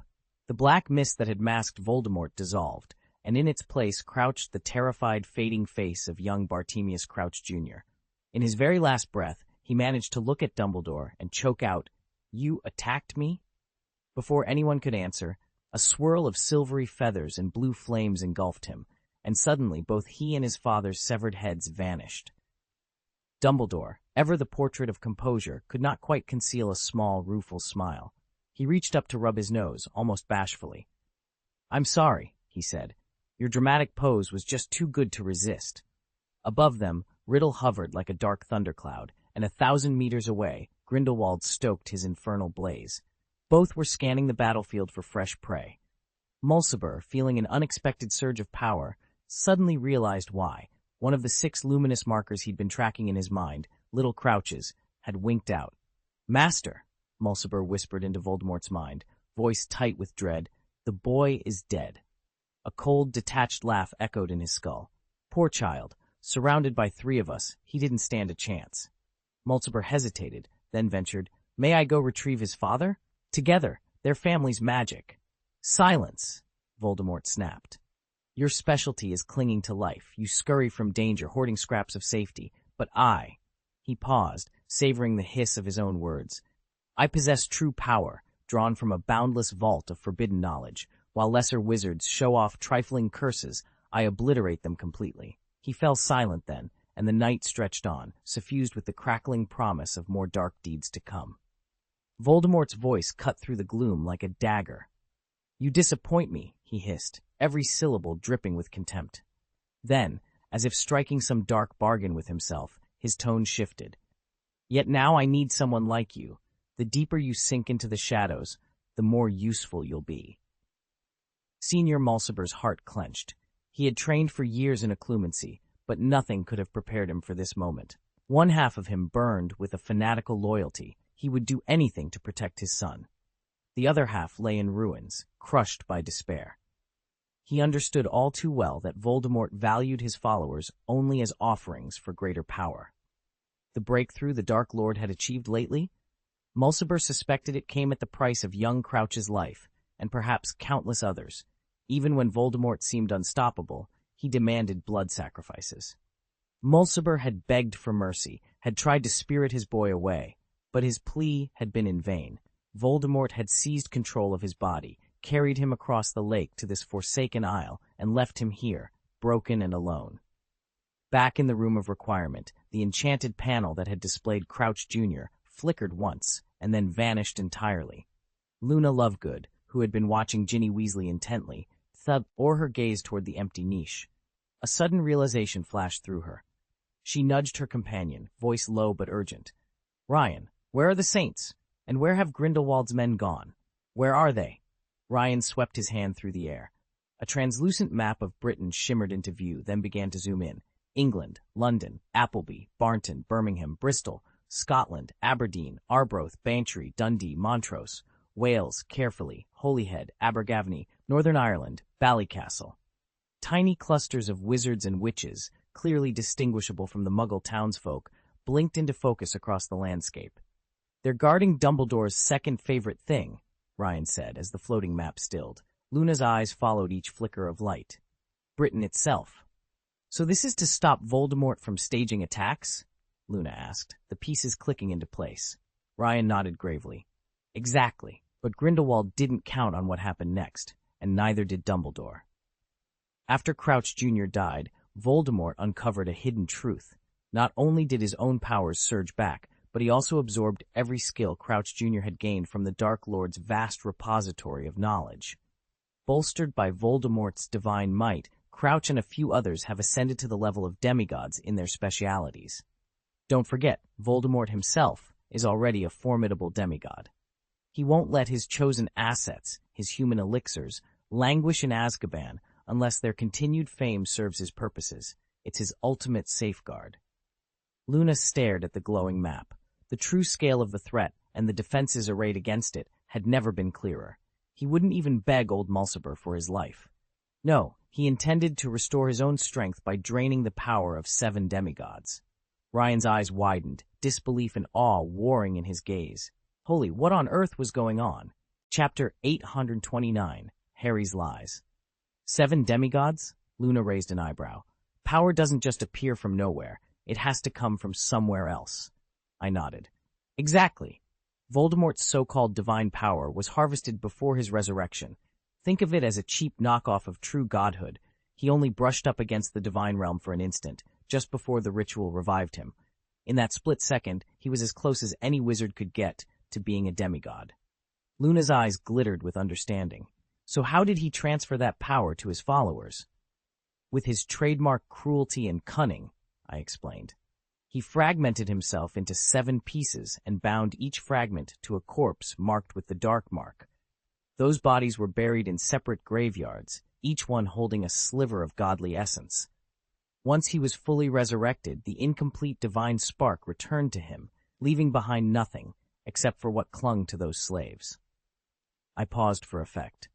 But the real payoff wasn't for Voldemort. It was for his most trusted Death Eaters. They'd already been steeped in the darkest arts under his tutelage for years. By tapping into the leftover divine energy, they transcended ordinary wizardry and ascended to demigod status themselves. True, they occupy the lowest tier of demigods, but there are 7 of them. Even 7 minor demigods can tip the scales in a confrontation. Luna nodded slowly. That explains the sudden surge in their power. It's not creation out of thin air. It's a redistribution of Voldemort's own godly spark. Bella's scream tore through the night air. Kill you! Kill you! Kill you! In that instant, her sanity shattered. Dark thoughts, pure malice flooded her mind, driving her to unleash the deadliest of spells. Black magic, by its very nature, demands cruelty, and Bella's fury had reached its apex. She had mastered the Cruciatus curse so thoroughly that even Voldemort himself would have marveled at her skill and feared her wrath. Where others reserved the Cruciatus for mere torment, Bella wielded it as a weapon of total destruction. Across the water, the towering prison of Azkaban, a fortress of despair, crumbled to rubble in a single horrific blast of energy. Its ancient stones fractured and exploded outward, sending shockwaves that rattled the very heavens. On the battlements above, Ginny Weasley fought desperately to deflect the onslaught, but Bella's magic was beyond any charm or shield she knew. With a final, ear-splitting roar, Ginny's body dissolved into a seething cloud of bats, an unholy sea of fluttering wings. From their midst rose a figure of pure nightmare, a vampiric demon of unimaginable horror, the Yuquan blood demon of legend reborn in that moment. Black wings blotted out the moon. Occasionally, sickly green lightning forked through the mass, casting grotesque shadows across the sky. Amid that storm of dark power, Bella stood at the center, her eyes blazing with triumph. In her frenzy, she had tapped into a fraction, 1/7, of Voldemort's own strength. With it, she reclaimed her true nature and asserted her absolute dominion. The world trembled before her, and in that unholy light, Bella realized she was no longer the frightened girl who had whispered spells in secret. She had become something far more terrible, the living embodiment of vengeance and ruin. A tempest of bats filled the night sky, their wings whipping the air into a frenzy. Amid them danced a girl of striking contrasts, ebony skin stretched over a slender, almost fragile frame, her tattered robes swirling around a face that was both beautiful and dangerously alluring. Lightning crackled along her body, each bolt tracing her curves in stark relief. Clutched in her hand, her wand sparked, and with every flick, the swarm closed in tighter, as if drawn by some unholy invitation. Her voice rose above the battering wings, a dark, triumphant laugh amplified by the creatures at her command. "You think you can kill me?" she taunted. "Fine, but don't forget about my army. Call it 10,000 if you will. Ike, you've felled one bat, so what? 9,999 remain. Each one can restore me if I fall. Do you have the stomach to strike me down 9,999 times? Ha! You still can't even manage half your lessons, and if I so much as graze you, you vanish. No chance for a comeback." Jealousy flared in her emerald eyes as they locked onto Bella, pale, trembling, yet achingly beautiful now that her true self had reemerged. In that moment, the girl with the wand didn't realize she'd become the very villain she'd once fought against. In her bitterness, she had cast herself as the Dark Queen and Bella as the innocent prey. Harry, watching from the edge of the clearing, felt a stab of sympathy for Bella. He knew how powerful friendship and devotion could be, even in the face of such malice. And then, as if answering some silent summons, another figure detached itself from the gloom beside him, a tall presence whose shock-white hair and midnight skin seemed the living opposite of Harry's own features. Silence fell between the three of them, broken only by the soft rustle of wings. The lines were drawn. The next move would decide who would stand and who would fall into the dark. Ginny stood before the enchanted mirror, wand at the ready. In one fluid motion, she unleashed a jet of cold blue light. Avada Kedavra! The killing curse tore through the glass and struck Bellatrix Lestrange square in the chest. The spell, imbued with Ginny's fierce love, both ended Bellatrix's life and banished the last vestiges of Voldemort's power. Bellatrix's triumphant grin froze into a mask of shock. Her wild eyes bulged for a heartbeat as understanding dawned, then she crumpled to the floor. In those final seconds, Bellatrix felt an unexpected warmth in the curse, the echo of a love she had once known. She saw again the snake-cold gaze of Tom Riddle, the man who had loved her before he split his soul to forge the locket Horcrux. And she realized it was Ginny's own jealousy and devotion, her refusal to let that love die, that had given the killing curse its merciful edge. As her life slipped away, Bellatrix's deranged smirk faded into a look of peaceful release. Ginny, her senses sharpened like a bat's, inhaled a familiar scent riding on the night air. Harry's. "Harry!" she cried, voice cracking with relief and triumph. At her shout, a great swirl of bats erupted from the Black Lake, their wings beating a thunderous roar overhead. Simultaneously, a shimmering veil of water materialized around Bellatrix's fallen form, and around Ginny herself, flowing like liquid glass even as it hovered between them and the moonlit sky above. Ryan had one job: restore Ginny's strength and pull her back. But he arrived one heartbeat too late. In an instant, two figures shimmered into existence before Harry, Ginny and Bella, their bodies still crackling with the dark power of the ebony Rattus. Ginny's eyes blazed with fury. She didn't bother aiming at Bella. Instead, she lunged straight for Harry, her fists and feet a relentless blur. She wasn't casting any spells. Each punch and kick landed with the force of her fury, each strike punctuating a single venomous word: "Bastard!" Luna watched, unimpressed. "Ryan," she said coldly, "you just stopped talking. And why haven't you done anything to bring Ginny back?" Ryan scratched the back of his neck, shifting awkwardly. "I don't get involved in other people's romantic squabbles."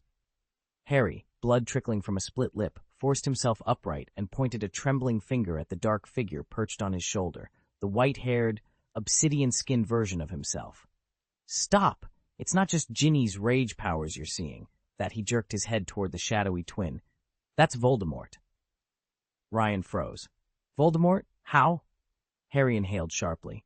"I once sought the resurrection stone to bring back my mother. Voldemort didn't know its true nature. I just assumed it was some old ring linked to a legend about Gunter.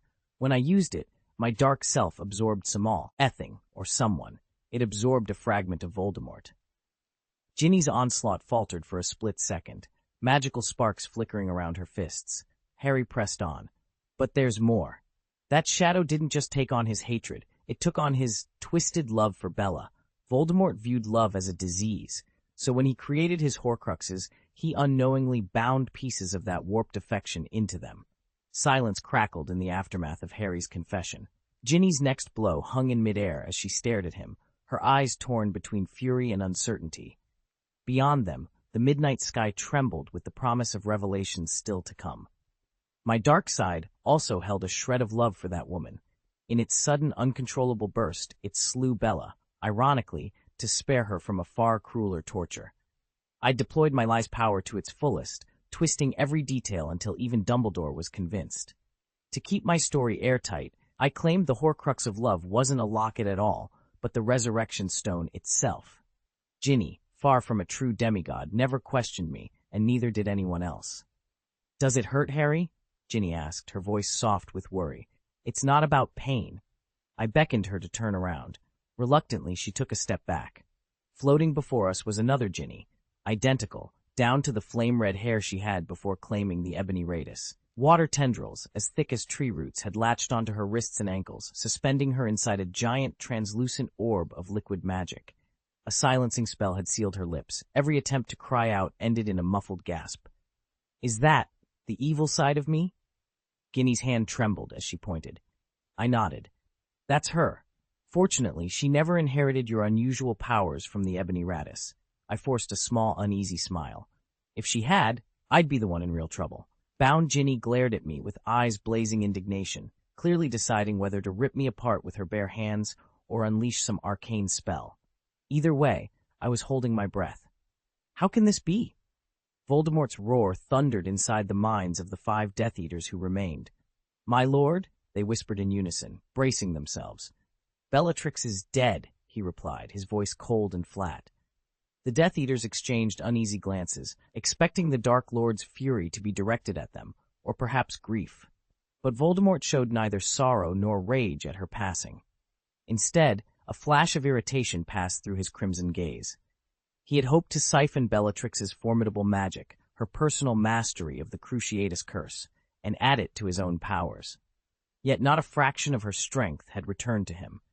He clenched his hand around the Elder Wand, feeling only the familiar surge of his own magic. Nothing more. Was Crouch Jr.'s transformation merely a fluke, then? He mused aloud, pacing the dimly lit chamber. Without another word, he summoned 2 Death Eaters from the shadows. "Prepare yourselves," he ordered. "We have an experiment to conduct." Chapter 359. Voldemort's Bootlicker. "Rodolphus," asked Voldemort, his voice deceptively soft, "I won't have Bella feeling lonely down here. You'll keep her company." No one could see the satisfaction beneath his feigned concern. Deep beneath the surface of Azkaban Island, in a cavern hollowed thousands of meters into the earth, Rodolphus Lestrange lay immobile, his body transmuted into living stone by Voldemort's foul arts.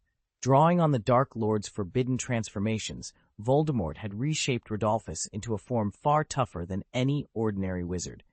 Were it not for his dread of Grindelwald's blue flame, Rodolphus might have remained like this forever, hidden from prying eyes. He trusted completely in the illusion. Even if Albus Dumbledore and his 3 companions pressed their faces against the cold rock, they would see nothing but a natural outcropping. In that unyielding shell, Rodolphus clung to a single hope, to survive long enough to reunite with his daughter at Hogwarts.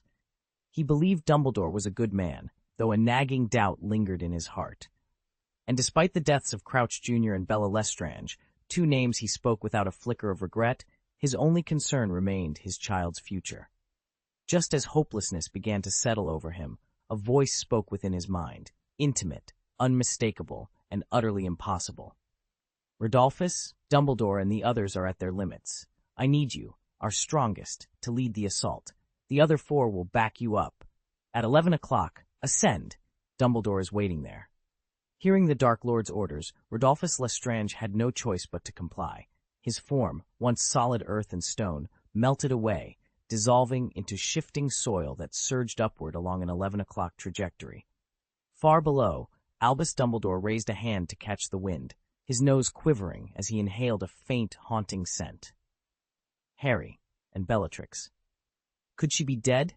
Did Neville really see it through? Dumbledore's brow furrowed at the thought. He was about to chastise himself for dwelling on such brutality, unaware that Bellatrix's ties ran deeper than he suspected, when a tremor of dark magic rippled through the ground beneath his feet. Is Voldemort preparing a full-scale assault in retaliation for Bellatrix's death? High above the battlefield, hundreds of meters in the air, Tom Riddle's silver-ringed eyes narrowed as he peered down through the swirling dust. His right pinky twitched in perfect sync with Rodolphus's left, an unspoken connection between master and servant, just before the next wave of evil power was unleashed. Grindelwald, bound to Dumbledore by the blood pact, felt every pulse of magic as clearly as if it were his own. Separated from any allies, Dumbledore stood alone when the earth before him split open, and from the fissure emerged Rodolphus, not in human form, but as a writhing mass of giant serpents, each fang dripping lethal curses. Before Rodolphus could muster a counterstrike, Dumbledore unleashed 3 devastating spells in a single fluid motion. First came a roaring tornado burst from his wand, then a surge of azure fire, and finally a flurry of shimmering, razor-sharp feathers. The 3 forces converged in midair, charged with a simple but overwhelming purpose: shred, pierce, and incinerate. One by one, the colossal snakes were torn apart, their bodies turning to ash before they could even think to slip back into Rodolphus or Voldemort's true form. As the last wisp of smoke faded, a mouth of liquid white light, forged from the fallen feathers, opened and spoke with cold certainty. "Which Voldemort have we slain?" From the heart of a spiraling blue flame, a human face took shape. Its voice was soft but insistent. Those serpents were real flesh and blood, so their destruction was absolute, a most straightforward tactic. The face fixed its gaze on Dumbledore. "Albus, you must tell us, what exactly did we kill today?" Years of self-imposed exile had left Voldemort surprisingly out of touch with his most trusted followers. He'd barely been free a fortnight when, in the heat of battle, he realized how little he truly knew of their personal habits, favored curses, or duel-casting styles. Albus Dumbledore, observing from a safe perch, felt a familiar throb of dread as a scarlet bolt of magic whistled past him. He pressed one hand to his forehead. "It's Rodolphus Lestrange," he murmured. "That blunt, head-first approach. No one else fights like him." Back at Hogwarts, the Lestrange twins had earned their reputations the hard way. Rodolphus fancied himself a master of stealth and surprise attacks during the bloody skirmishes between Slytherin and Gryffindor. In truth, he was hopelessly clumsy. If not for his brother Rabaston's uncanny knack for covering his flanks, Rodolphus would have spent half his school days in Madame Pomfrey's infirmary. Still, Dumbledore couldn't ignore what happened next. Deep within the shared mind of the 4 remaining Death Eaters, Voldemort's approval rippled silently. As I expected, the Dark Lord thought, and a moment later Rodolphus sprang forward in a blur, so fast it was as if he moved at the speed of light. Even more satisfying was the unexpected side effect of that surge in power. In reclaiming his strength, Rodolphus also recovered the long-dormant art of physical transformation. Where before his once promising gift had been buried beneath years of neglect, now it roared back, stronger, darker, and utterly under his master's command. Voldemort sat alone in his dimly lit sanctum, the faint glow of enchanted sconces dancing across his pale features as he reviewed his latest diagrams. Though he prided himself on mastering the darkest arts, recent failures had forced him to rethink everything. What he once believed to be the perfect blueprint for a fully restored body now seemed flawed. New improvements would be needed before he tried again. He frowned at the parchment. Bellatrix's power and knowledge had inexplicably failed to return. Perhaps it was a singular misfortune, but one he could not risk repeating. He tapped his long fingers together and weighed his options. Old Mulciber must stay, he decided. His resilience makes him invaluable, a steady anchor for my resurrection. But his son, the younger Mulciber, was always his father's Achilles' heel. Useless. He crossed out another name. Travers had talent and bore a certain similarity to my own style, but killing him would net only raw strength and not nearly enough to justify the sacrifice. His eyes narrowed as they landed on a final name, Rabastan Lestrange. A sinister smile curved Voldemort's lips. Rabastan, he whispered. He is strong, cunning, and just desperate enough to fight back. At that very moment, Rabastan felt the walls of reality closing in. Reading the undercurrents of magical energy, he slipped into the narrow void that lies between here and there, the secret channel used for apparition. In a heartbeat, his form collapsed inward and vanished from sight. Voldemort's lips twitched with impatience. Apparition was a common skill among witches and wizards, easy to learn, but fiendishly difficult to master. Most used it merely for travel, unaware of its deeper, more treacherous realms. Yet Rabastan had found his way into that precarious gap and escaped. Rising from his seat, Voldemort let the torch's flicker reveal the cold promise in his eyes. "Very well," he murmured, voice soft as silk yet sharp as a blade. "Let us see how my new design fares, especially without you to spoil the experiment." He turned back to the scroll, already sketching the enhancements that would, he vowed, finally make his resurrection perfect. Skilled practitioners of this dark art can reshape their very bodies at will. Under its influence, a wizard's frame grows slender, the skin so pale it seems almost translucent, eyelashes fade into nothingness, and hair drifts like mist on the breeze. The result is an ethereal visage, as if a gust of wind could scatter it to dust. Rabastan Lestrange, however, remained short and solid, his Lestrange blood anchoring him to the world of flesh and one. Voldemort himself had never suspected that Rabastan possessed such a power until this moment, when Rabastan fused his own divine gift with the Dark Lord's ancient magic. In that instant, the secret was revealed. This unexpected talent saved Rabastan from ever being chosen as a vessel for Voldemort's resurrection. In the Dark Lord's eyes, a Death Eater with such a rare ability was as good as unkillable, and therefore useless as a Horcrux anchor. What Rabastan did not realize was the darker side of his gift. Whoever truly mastered it could be gone from this world forever. Blinded by pride, Rabastan saw only opportunity. He believed that, now more than ever, his master would take notice and reward him. Yet in weaving this spell, he wove another limitation. Just as other Death Eaters could no longer sense his presence, he could no longer sense theirs. Unaware, he remained silent, even as Peter Crouch Jr. fell, and as Bellatrix Lestrange met her end, he never heard their deaths.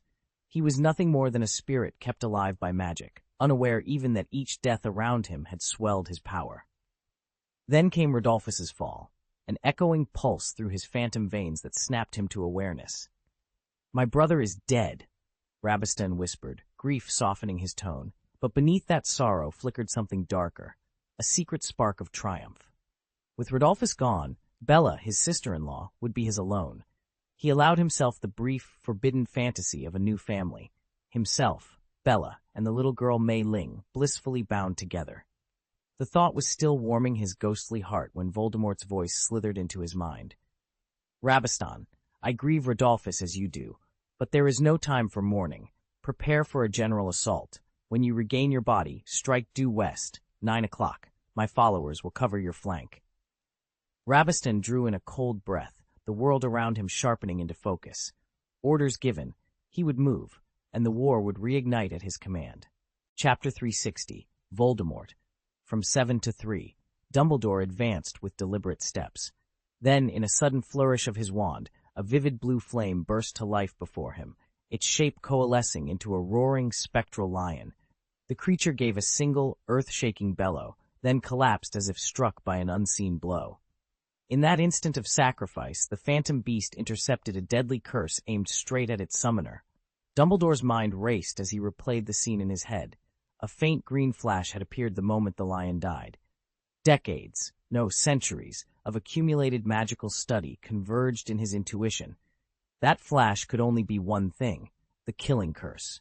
and both the curse itself and its caster had been in mid-apparition, invisible until the final moment of arrival. A wizard who depends solely on logic, whose gut instincts are weak, might never have pieced this together in time. Take Voldemort, for instance. Had he not shattered his soul into Horcruxes, a single strike from Chu Jian or a single well-placed curse would have ended him long ago. Without those dark safeguards, the Dark Lord would already lie dead. Now, armed with that realization, Dumbledore prepared himself for whatever came next. Here is the chapter rewritten into smooth, idiomatic English. I've kept every essential plot point, character, and detail, but have smoothed out the narrative so it reads naturally for an English-speaking audience. When, exactly, had counterfeit editions, pirated copies, become better than the genuine articles? That question, combined with the baffling disappearance of 7 Voldemorts and the mystery of which Voldemort had actually died, had led them here. And now the truth had dawned on Dumbledore's mind. The dead Voldemort had been none other than Rabastan Lestrange. Because of Rabastan's sacrifice, his younger brother, a hot-headed fighter who preferred bold charges and surprise attacks over patience or subtlety, had survived to graduate in good health. Dumbledore regarded Lestrange with undisguised admiration. "Isn't it remarkable, Rabastan?" he said softly, a rare note of warmth in his voice. No sooner had he spoken than Li Huo, who had collapsed moments before, suddenly sprang back to life. A titanic fire phoenix swooped down, its incandescent wings folding around Dumbledore in a protective embrace. Flames flickered off the phoenix's feathers as it murmured an ancient crackling song of renewal. But Dumbledore did not yet know the full extent of Rabastan's peril. In truth, Lestrange was not as powerful as the headmaster believed. During that fateful confrontation, Rabastan had become trapped in the shadowy void between apparition points, a desolate sliver of reality devoid of sunlight, air, or any sustaining force. By the rules of magic, an apparating wizard is invulnerable in transit, unless a second sorcerer of demigod-level power joins them in that in-between space. Rabastan had no such ally. He survived only because he had, through dark studies, absorbed fragments of Voldemort's arcane lore, spells for reshaping the body, for prolonging life in the harshest conditions. Without that stolen knowledge, he would have died long ago, lost forever in that silent nothingness. And so, as the Fire Phoenix's wings folded back and Dumbledore's robe settled around him, the headmaster still stood unaware of how slight Rabastan's advantage really was, and how close each of them had come to losing everything. The moment Rabastan spent in that cramped, otherworldly chamber felt no longer than the breath he held, and the toll it took on him was terrifying. Sustaining that space had already consumed half his life force. He was far too exhausted even to cast a simple levitation charm. Inside that void, the outside world was erased. Reality itself remained hidden until you stepped back through the threshold. And yet, he had managed to fire the killing curse at Dumbledore.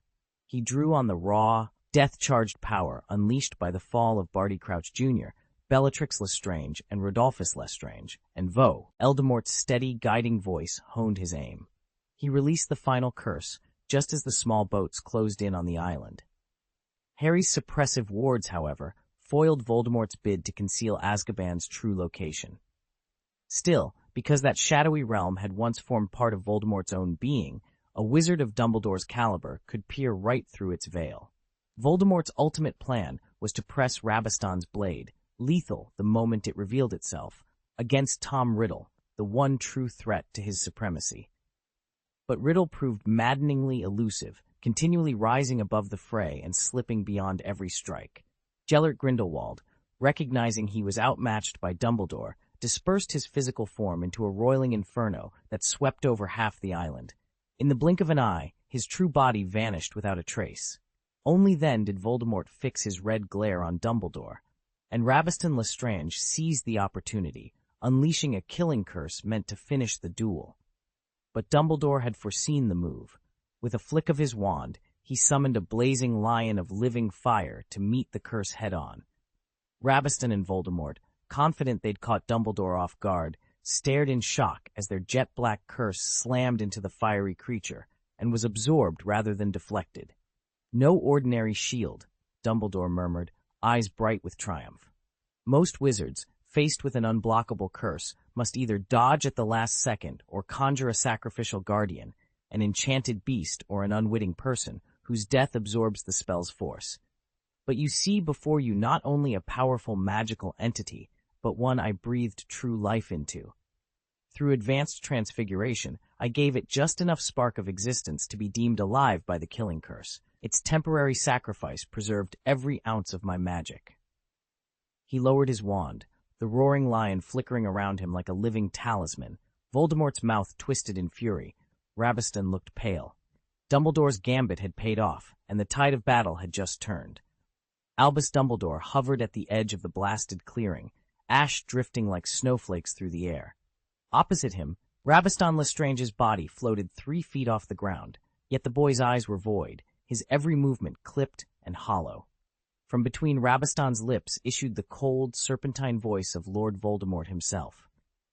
Blue flames writhed around the possessed host, yet at a silent word they recoiled, uncovering a circle of scorched earth so tidy it looked as though it had been swept. Dumbledore closed his eyes for a moment, counting the raw power humming beneath his robes. When the 3 wizards had fallen, their strength had not vanished. It had splintered and poured equally into the 4 who remained.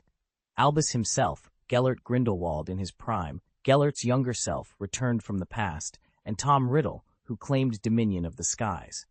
By Dumbledore's reckoning, if his original potency had been measured as 1 unit, he now stood at roughly 1.75, yet that was not enough. Voldemort's mastery was greater than he'd estimated, and so, it seemed, was the combined force of his allies. All around Dumbledore, magic coalesced. The devil's flame that licked at his right sleeve was no mere ward but the living echo of Grindelwald's spirit, waiting, hungry to surge.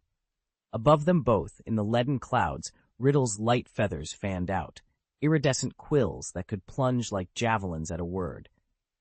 Facing such odds, Voldemort's vacant host might have seemed at a disadvantage, yet the Dark Lord himself held the stronger hand. For this entire spectacle, Voldemort had never truly meant to seize victory by force.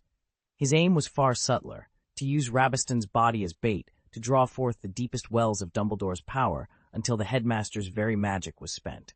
Dumbledore, sensing the trap, steadied his wand, but the moment passed. Voldemort spoke his threat, and then, eerily still, waited, 3 long minutes slipping by in silence. Albus's eyes narrowed. Was this hesitation a final feint, or had the Dark Lord, for once, overestimated his own patience? Albus Dumbledore's eyes never left Voldemort, though the Dark Lord still showed no sign of attack. Yet every instinct told Dumbledore that the danger was intensifying by the second. With a sharp flick of his wand, he began drawing in the roiling blue fiend fire that danced across the island. The witch fire snarled and writhed, its flames vanishing into Dumbledore's wand as though obedient to his will.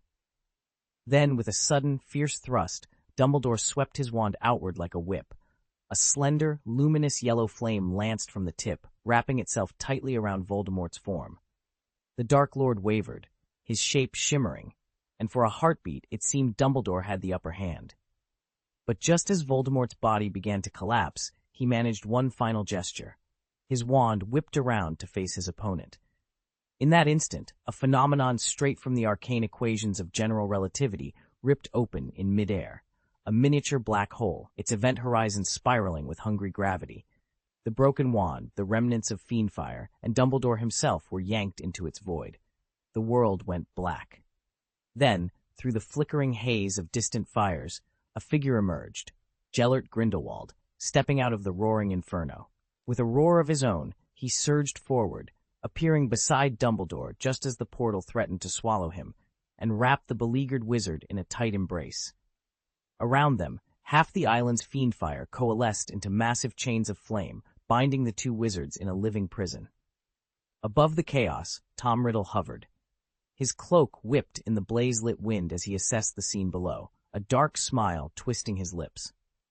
The balance of power had shifted once more, and he intended to make the most of it.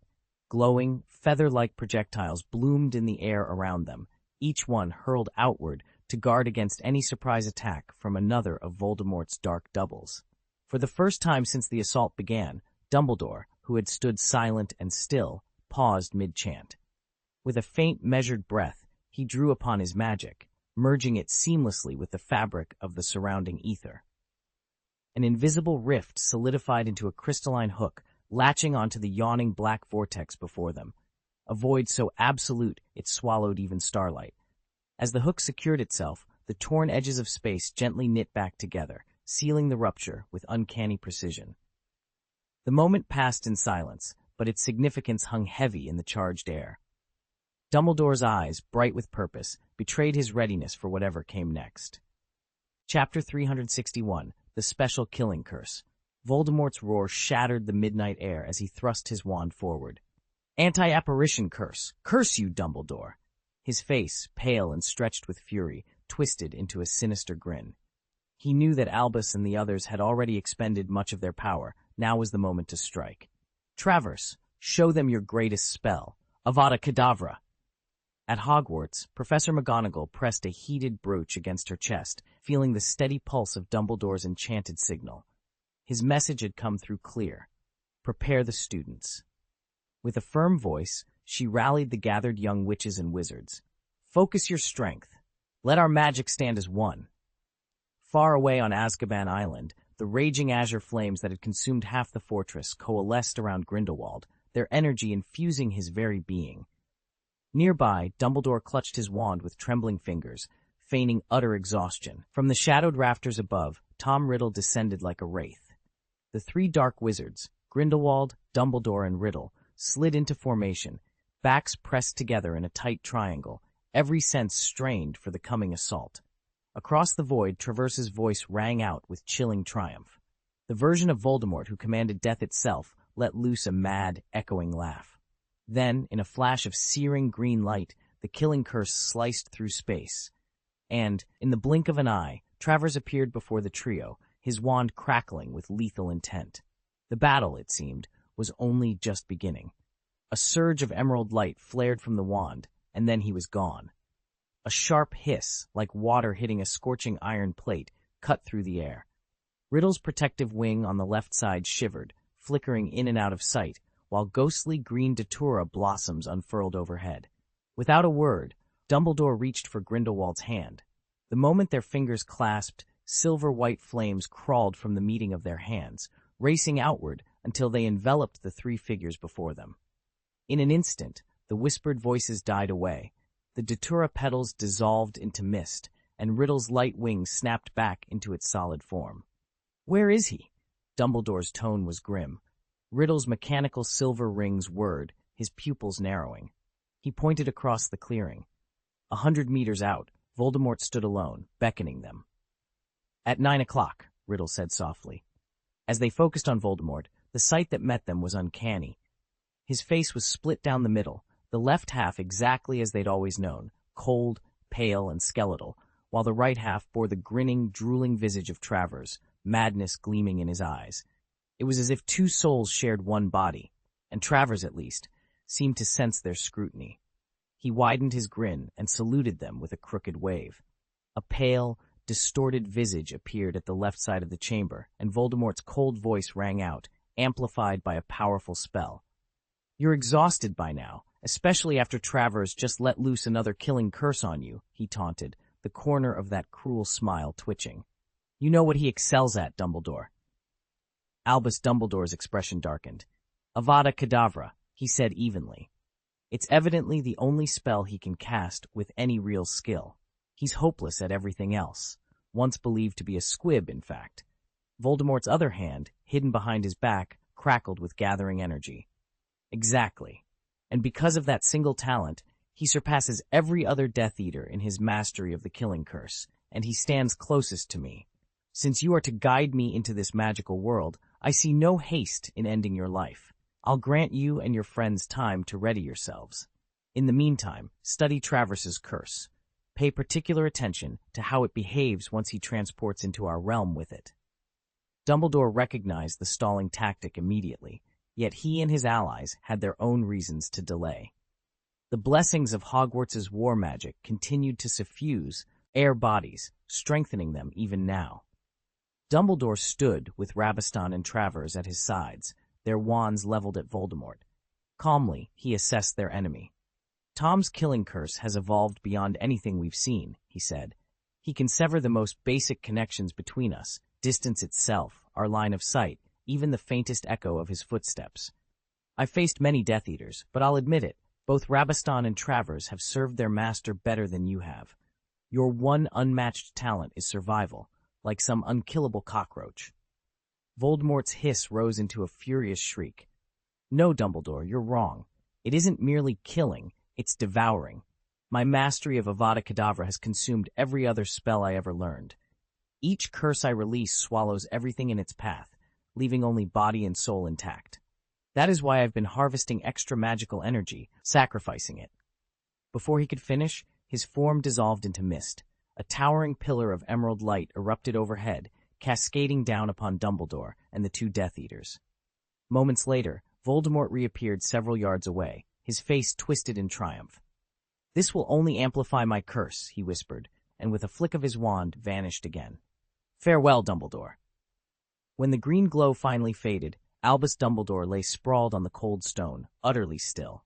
Even the most powerful shields in the wizarding world could not withstand such a perfected killing curse. Once a wizard's magical reserves rise above a certain threshold, there's only one possible outcome: death. With no known counter-curse, the killing curse, its signature flash of green light, remains the most feared and reviled spell in the wizarding world. Yet throughout history, there have always been those bold or desperate enough to challenge its lethal power. Over time, practitioners discovered simple precautions. The most popular, tucking a small, docile dormouse into a pocket before dueling. In the era when unforgivable curses were at their height, carrying a dormouse became as common as clutching a wand. Though a dormouse won't block every hex or jinx, its mere presence can disrupt darker magic, offering just enough distraction for a quick counterstrike. Still, black magic is a shape-shifting hydra. Banish one threat, and another, deadlier one springs forth. Spells multiply, evolve, and twist themselves into ever more insidious forms. The killing curse in particular proved perversely adaptable. Wizards who infused it with overwhelming hatred or anguish found it would morph to suit their darkest impulses. Some versions could kill dozens at once, while others passed through solid barriers, striking unseen victims. As dark wizards probed these variations, the boundaries of their cruelty and the lengths to which defenders must go to survive grew ever more frightening. Some curses even ricochet off walls or hard surfaces, but every spell has its limits, tied to the caster's malice and mastery. Travers's killing curse, however, is an exception.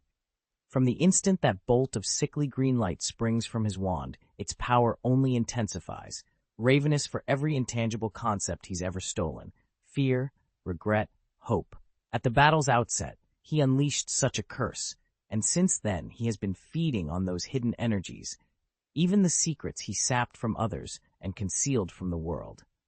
Tom Riddle himself managed to halt him briefly, and Dumbledore and Grindelwald poured nearly all their strength into dispelling the dark magic, but it only grew stronger. Now, a relentless fusillade of killing curses bears down on the three bodies suspended in midair, bolstered by the vast reservoir of stolen power. There is no chance of survival. An electrifying triumph surged through Voldemort. His spine snapped straight, chin lifting in arrogant confidence. Any moment now, the column of green light would collapse, and he would stand victorious over their broken forms. Across the barrier, in the mirror world, two Ginnies clutched Harry's arms, one on his left, the there on his right, tears shining in their eyes. "Professor!" one cried, her voice cracking. "You useless bastard, don't you dare die like this! I can't keep living in this world forever," she gasped, her voice trembling. Harry reached out and laid a reassuring hand on her arm. "They're all right," he said softly. "Voldemort hasn't discovered them yet, and so far none of them has needed to use magic in a fight." Chapter 833. Ryan is about to take action. The view snapped back to Dumbledore and his companions just as the green beam of light was about to strike. In an instant, the three of them joined hands, forming a protective circle around the city. The silver-white flames that danced across Dumbledore's skin flared upward in a brilliant explosion. All the war magic they had been gathering surged into those flames, fusing into a singular and that unprecedentedly powerful magical entity. "Damn it!" Damn it all! Voldemort roared in frustration. The sight of his enemies still standing drove him to sever every trace of his presence from the world. Drawing on the concealment charm he had stolen from Rabastan Lestrange, he slipped through a narrow rift in reality and vanished into a void of absolute darkness. For the first time in ages, he felt genuine fear, raw and suffocating, much like the terror he had once experienced when Dumbledore reduced his cherished library to ash with a single flick of his wand. That dread gnawed at him, sharpened by his belief that other Horcruxes must still exist. He did not yet know that Harry was the final one. Alone in that empty nothingness, Voldemort summoned his 2 remaining Death Eaters. "I've created our escape," he hissed, his voice echoing off unseen walls. "Keep them busy. Hold them off until I return." "Understood." Silence answered him, heavy and absolute, as he prepared to set his next, most desperate plan into motion. "Kill Riddle. Kill him now." "I fear nothing." The words echoed through the chamber, and in an instant Travers's flesh began to bubble and melt away. Only moments before, he had been flaunting his talents. Now, under his master's command, he dissolved into ruin before he could even utter a scream. Far across Azkaban's black waters, another ritual played out in eerie silence. At Voldemort's bidding, the reclusive Mulciber stood ready to destroy himself. The instant he was summoned, his scattered pieces rejoined. He collapsed to the stone floor, then exploded into a plume of dark smoke that vanished into the dank air. Meanwhile, hidden along the rocky shoreline, Mulciber's son wove his own magic. Cloaked in a disillusionment charm, he apparated into a narrow sea cave, summoned an underwater breathing spell, and without bothering to fully rematerialize, allowed his form to crumble to dust and drift away on the tides. Deep within his fortress, Voldemort himself now stood fully restored, his gaunt body whole once more, senses keen, and yew wand firm in his pale fingers. A soft, malevolent green glow pulsed at the wand's tip, a harbinger of death for every living soul. Yet the Dark Lord remained oblivious to the price of his resurrection. The immense reservoir of war magic that had surged through him had been utterly spent. In moments, Travers lay dead, and both Mulcibers, father and son, found their extraordinary transformations undone, hurled back into their vulnerable, original forms. Voldemort's triumphant return had cost him far more than he realized.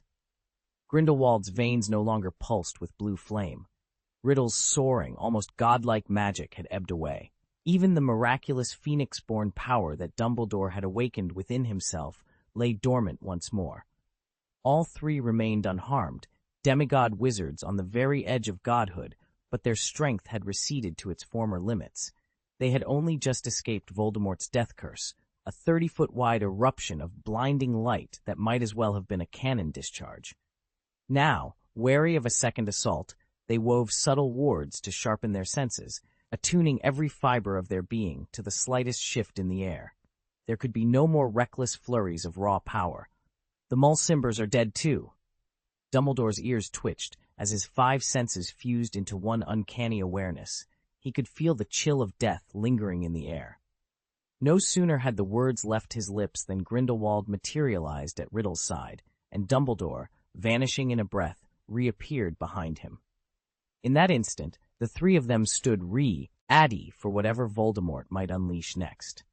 They both realized Voldemort's resurrection might be imminent, and that once he returned, Riddle would become a dangerous thorn in his side. In the duel to come, their only hope was to delay Voldemort's rebirth long enough for Hogwarts's wards to recharge with collective magic. That afternoon in the Great Hall, Kate murmured her private incantations when Ryan slipped behind her and tugged her into the shadows. The other students carried on as if nothing had changed. "What's this about?" Kate asked softly, bracing herself. She'd sworn not to give in to dark impulses again. She would face Voldemort as a Hogwarts witch first and foremost. Ryan didn't answer immediately. He drew his wand, and before them materialized a ghostly projection of Dumbledore and Grindelwald, each with a hand on Riddle, while they murmured a continuous stream of words. "Are they precasting?" Kate breathed. She recognized the method at once. Only wizards of near demigod power dared attempt it. You recite almost an entire ancient spell in advance, leaving only the final syllable unspoken, so that during a duel you can finish it in a heartbeat and unleash its full force. Ryan's jaw hardened. "Exactly," he said. "We can't let them complete it."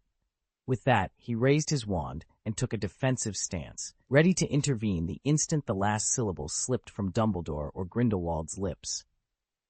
Magic in the modern wizarding world has become startlingly efficient. Short, clipped incantations can accomplish in seconds what ancient wizards once took minutes to perform, and a single archaic spell can still fell 100 foes. Yet the simplest charm, a swift Expelliarmus, can unravel even the oldest magic in an instant. That's why both Dumbledore and Grindelwald have quietly been stockpiling ancient wards, preparing one or two of the most arduous spells ever devised. Ryan nodded. They're layering on every protective enchantment they can muster to safeguard Riddle's life. But Dumbledore went further. He's tapped into an extremely rare, sacrificial magic. It's almost identical to the ancient spell Lily Evans cast to shield her son. Kate's eyes widened. He's actually going to sacrifice himself. Ryan gave a heavy sigh. Yes, it's a binding spell that costs the caster his own life to imprison an opponent. The idea is to give Riddle the opening he needs, because only Riddle can kill Voldemort. But how could Grindelwald not see it coming? Why didn't he intervene? Ryan shook his head. This enchantment is woven with love. It's known as the bondage of love. Once it takes hold, you're bound, helpless, and unable to break free. Even Grindelwald, clever as he is, can't fully guard against the power of love, unlike his successor Tom Riddle. Voldemort, however, remained ignorant of the greatest magic of all, the power of love. You don't actually want Dumbledore to die, do you? After all, you've always hated him, Kate said, narrowing her eyes. Ryan blinked, clearly uncomfortable. Don't be ridiculous. In this rapidly growing magical world, we still need him. Who else will keep everything running smoothly? I certainly don't want to step into his role and try to guide the world myself. Isn't it better to have him as our patron? At that moment, the sky exploded. Thunder snaked across the heavens, and in seconds a wall of dark clouds swallowed the sun. It was as though the devil himself had descended. Only moments before, the air had been calm and bright. Now an oppressive gloom dragged the world down, heralding some unimaginable disaster. To conserve every ounce of their strength, the three of them refused to raise wards against the wind and rain. They stood together, drenched, as icy rain lashed their faces. Yet the downpour could not blind them. Their heightened perception magic cut through the deluge, allowing them to track the drift of a single leaf falling from a distant tree. The blessing of war magic had not yet come to their aid. Still, a darker power was stirring. Voldemort's resurrect. Ion loomed. A malevolent aura saturated every inch of air, as if the entire world was infused with his dreadful intent. Even with their senses sharpened to the breaking point, they could not pinpoint where the Dark Lord would be reborn. All they could do was brace themselves for the storm about to break loose. No one could yet imagine just how formidable Voldemort would become after he'd siphoned the magic of 7 demigod wizards, unaware that Bella's power had slipped right through his grasp. That very night, a fierce storm rolled in. Thunder rumbled across the heavens, but it was the jagged streak of emerald lightning that cleaved the sky in two, as though heralding some dark new era. Translator's note. Yesterday I finally went shopping for the first time in ages. I ended up wandering the stores all day. Thank you, Long Tianshu, for the monthly ticket, and thanks to everyone else for your recommendations and subscriptions.